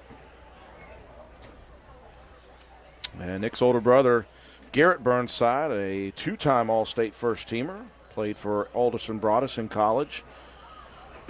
3rd down and short, and this one up the gut again for the Raider JV offense. That will move the chains. I'm loving what I'm seeing right now from the front line. That's it. You figure out that. You get the push from those guys. Those guys are working hard up front, and they know what's at stake. They want to keep this score right here, 49-7, with this continuous clock, Drew, they're picking up first downs. You can keep the clock rolling. That's 3 third-down conversions on this drive for the JV guys. Carry on that play, John. I didn't see who got that Cooper. one. Cooper with the keeper. Oh, yes, I went there. Clock continuing to roll here in this rolling fourth quarter clock with Roane County up by 42 points, 49-7. Nice drive brewing here for the JV unit. They've got it at the 45 of Braxton County. Here's the handoff. That's Ava Bratton in the backfield. And she will take it straight up the middle for the carry. Give her about a yard on the play. Bratton up a little bit gimpy. Maybe twisted an ankle there a little bit. Ava Bratton came into the weight room, Drew, back in the spring. You know, she started working at that, and she has stuck with it. She's been very impressive. JV level linebacker. She likes to take on some contact. Absolutely. 5'9", 175. She's got the size to do it, and she's not afraid of that contact. I've seen her in many JV games put the wood to people. Pitch outside, Garrett Brabham into the pile of green jerseys. Not before he'll pick up a couple of more, and the clock continues to churn down towards the 3 zeros. It'll be official. At that point, Roane County will be 7-0. And Roane County will be able to take a look now after this game forward to next Friday night. And we knew as the preseason was coming that Roane County had an opportunity to do some big things in this season. We knew that early on St. Mary's would be a challenge for us. We knew Clay County would be a challenge for us. And the Raiders have navigated all of it until next Friday night, and it will be the big one with Doddridge County at County Stadium. Final play, if Roane County wants it, here's the handoff. Tommy Evans. And Tommy Evans to the outside. He'll pick up a yard. And now pushed backwards, and I believe that may be the last play for the Roane County JV. All Raiders here tonight, 49-7. We'll take a break for our sponsors. When we come back, we'll recap the ball game, have your final statistics, and your Willard C. Starcher Auto Parts Players of the Game. You're watching and listening to Roane County High School Raider football on WVRC. The Spencer Pizza Hut is proud to be the exclusive sponsor of the Fan of the Week each Friday of the Raider football season. Stop in and see us at 509 Ripley Road, fill out an entry form, and drop it in the box at the front counter for your chance to win a free large one-topping pizza. Stop by the Spencer Pizza Hut for all of your favorites. Original pan, original stuffed crust, hand-tossed or thin and crispy pizzas, breadsticks, cheese sticks, wings, oven-baked pasta, desserts, and more. Open 7 days a week, dine in or carry out. Call us at 304-927-4619 or order online at pizzahut.com. No one out-pizzas the Hut. Your bank shouldn't make you feel like you're on an assembly line. It's about you, your family, your future. That's why you're gonna feel good about Polka Valley Bank, because people have been feeling good about us for over 100 years. Bottom line, we have all the services of a big bank, but we're local. At Polka Valley Bank, our decision-making is local. Our people get to know you and call you by name. It's a relationship with a bank that you can feel good about. See us online at polkavalleybank.com. Equal housing lender, member FDIC. Good health. It means having the energy and strength each day to do the things you need to do for yourself and your loved ones. But what happens when you need help? The primary care team at Roane General Medical Clinic says, "We've got you." They're here to provide recommended screenings, see you when you're sick, manage chronic health issues, and refer you to specialists when you need them. Roane General Medical Clinic. Our providers are now accepting patients and offer care you can trust, close to home. This is Joe McDonald, And this is Sadie McDonald. and we're here today to tell you why you should vote for my wife. And my mommy, Sina McDonald, for Roane County Club. Sina has 12 years of management experience co-owning our company A&M Digital Technologies. She also has 11 years of experience providing IT services to the Roane County Courthouse. Sina has served on the board of directors for the Roane County Chamber of Commerce for 3 years, where she is currently serving as treasurer and on the member care committee. She also serves on 2 advisory committees for the Roane Jackson Technical Center. Cena also has an associate's degree in business technology as well as a bachelor's degree in business administration. Her qualifications and experience make her the ideal candidate for Roane County Clerk. On November 8th, please vote for Cena McDonald for Roane County Clerk. Please vote for my mommy because every vote matters. Paid for by the candidate. Visit Slate Auto and Transmission, located at 302 Slate Road, Spencer, for all of your car care needs. We offer a wide range of services, including transmission work, new tires and alignments with brands like Mastercraft, Cooper, and Goodyear, regular and modified state inspections, major and minor vehicle repairs. We also have ASE certified mechanics. We appreciate every one of our customers. Call us today at 304-927-2250 to schedule your next appointment. We are open Monday through Friday. Slate Auto and Transmission, quality repairs by people who care. Come into Stats Pharmacy, where our patients' good health is our main concern. We have a drive-through window where you can conveniently drop off and pick up your prescriptions and over-the-counter medications. Refill your prescriptions anytime online at www.statspharmacy.com or from your iPhone or Android phone using the Refill RX mobile app. No waiting in long lines. Just call ahead and your order will be waiting for you. We look forward to serving you at Stats Pharmacy, located at 100 East Main Street in Spencer. You can call us at 304-927-2980. We welcome you back to Braxton County High School on this Friday night. And it's all Roane County here tonight. And this one started out quickly for Roane County. It ended at 49-7.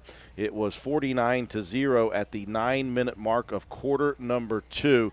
Raiders got out to a quick 16-0 lead after taking the opening possession from the 45 quickly down the field for a big strike touchdown. That was a sign of things to come in the first half for the Raiders. As we mentioned at the halftime, only 13 carries on the ground amongst 4 different running backs, and they were all able to pick up a couple of touchdowns and some big yardage. It was Roane County up 8-0 quickly, and after a tipped pass that was intercepted from Shea Harper, the Raiders score quickly again. It was a sign of the things to come. The Raiders defensively had pressure early and often on the brand-new sophomore quarterback, Bender. And so the Raiders were causing havoc in the backfield. They were shutting down the running lanes.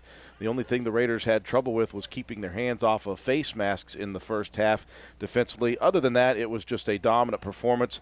Roane County at one point late in the first quarter, early in the second quarter, off of a couple of turnovers from the offense of Braxton County, scored 4 touchdowns in the manner of less than 2 minutes. Things exploded quickly, and at that point, 9 minutes left in the first half, Coach Paul Burdett, his staff decided that's it, we're shutting it down.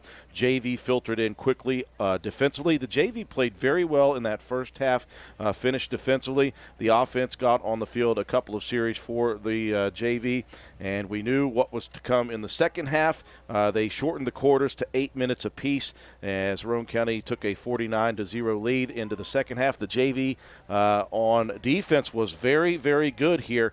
They struggled early offensively in that second half with a couple of series that went backwards, but after they gave up that turnover on the kickoff following the first score of the game with 2:23 left in the third for Braxton County. Braxton a couple of penalties, and then the JV defense got stout.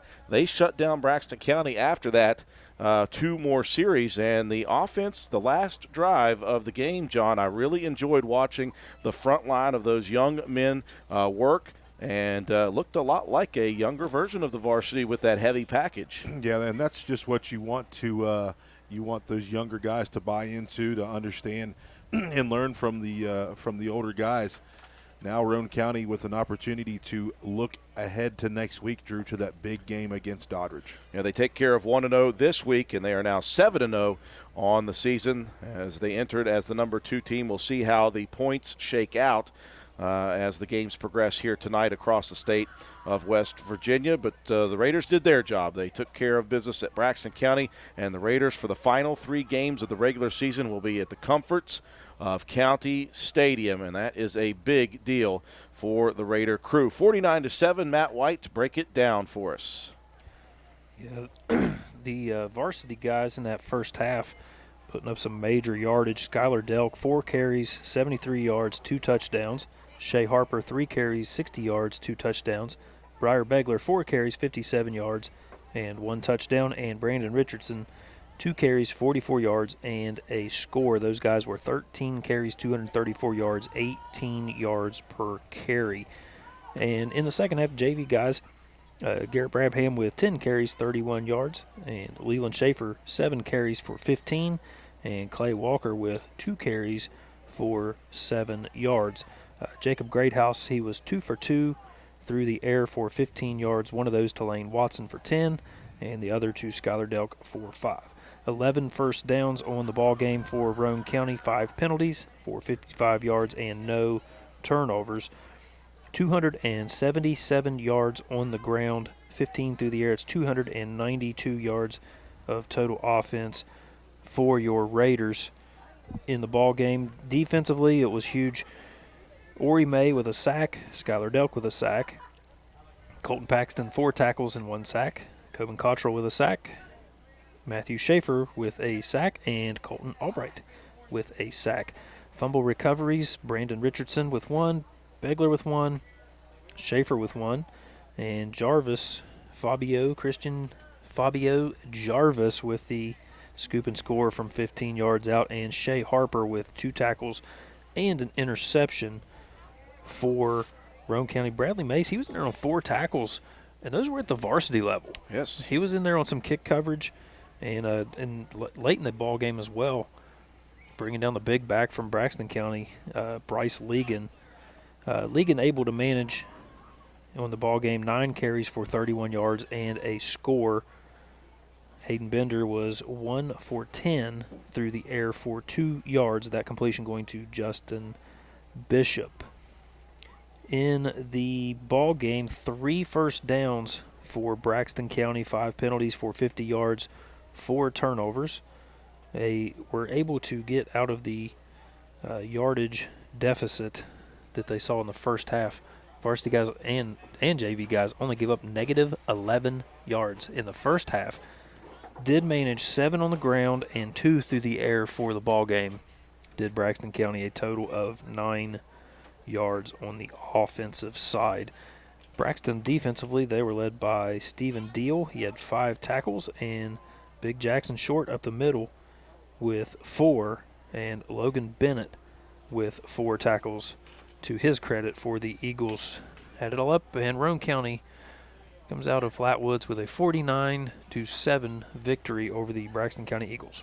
Raiders headed home for the final 3 games of the regular season. We'll talk about the next sports broadcast, and we will give away our Willard C. Starcher Auto Parts Players of the Game, wrapping things up here after this final break from Willard C. Starcher Auto Parts. All you need is parts. All we need is parts. All we need is parts. Parts. Parts is all we need. Well, maybe not all you need. Sometimes you need more. Willard Starchers has you covered with lots of parts and more with their high quality and strong sales staff to help diagnose your repair issues and provide you the expertise to ensure that you get the right parts, tools, and fluids to get your job done.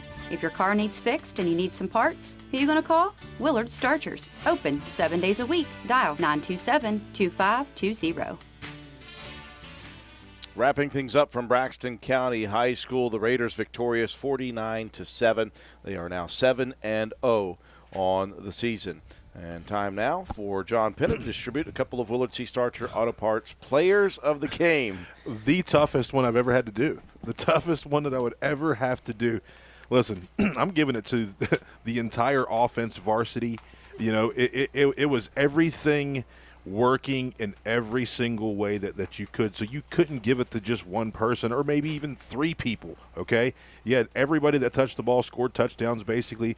Our offensive line was just out mauling people all evening. And then straight up defensively, you go the entire defense as well. It's an entire team win here tonight.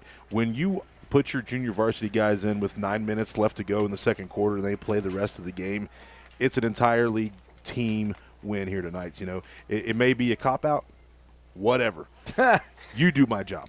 Yeah, I can tell you, Swolby's going to be upset with that one. He's going to have to figure out how to fit all those names in on the Player of the Game award list. Hey, he's just going to say, that's why he gets paid the big bucks. He's just going to say the team. Yep. That's what he's going to say.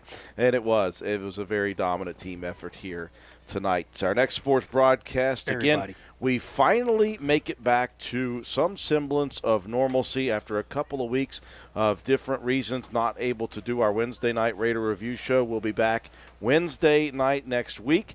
And with our Raider Review, we'll have the golf team, as per usual, in studio talking to Coach Bubba Kendall about their season. And we'll talk, of course, with the senior as Emerson Simons wrapping up her high school career with a trip to the state tournament a couple of weeks ago. Our next sports broadcast, though, if barring some Roane County High School Lady Raider volleyball, which I'm not sure about yet, stay tuned. We'll let you know about that. Other than that, we're headed home for a big one, folks. It's Doddridge County coming to town to face off against the Roane County Raiders. And barring something crazy, we believe that Doddridge is going to close things out this week. So you're going to have 2 7-0 teams squaring off against each other next Friday night at 7:30 p.m. at County Stadium. We cannot wait for that football game. 49-7 your final score here tonight. For our entire broadcast crew, George Allen, our studio technician back at WVRC Control, Joe McDonald with A&M Digital Technologies providing the graphics, the instant replays, and the scores, Katie Nutter, our camera person, Matt White, our statistician, and John Penna, my color commentator. For all of us here at WVRC, we wish you a wonderful night and a wonderful weekend. Twiddle-doink.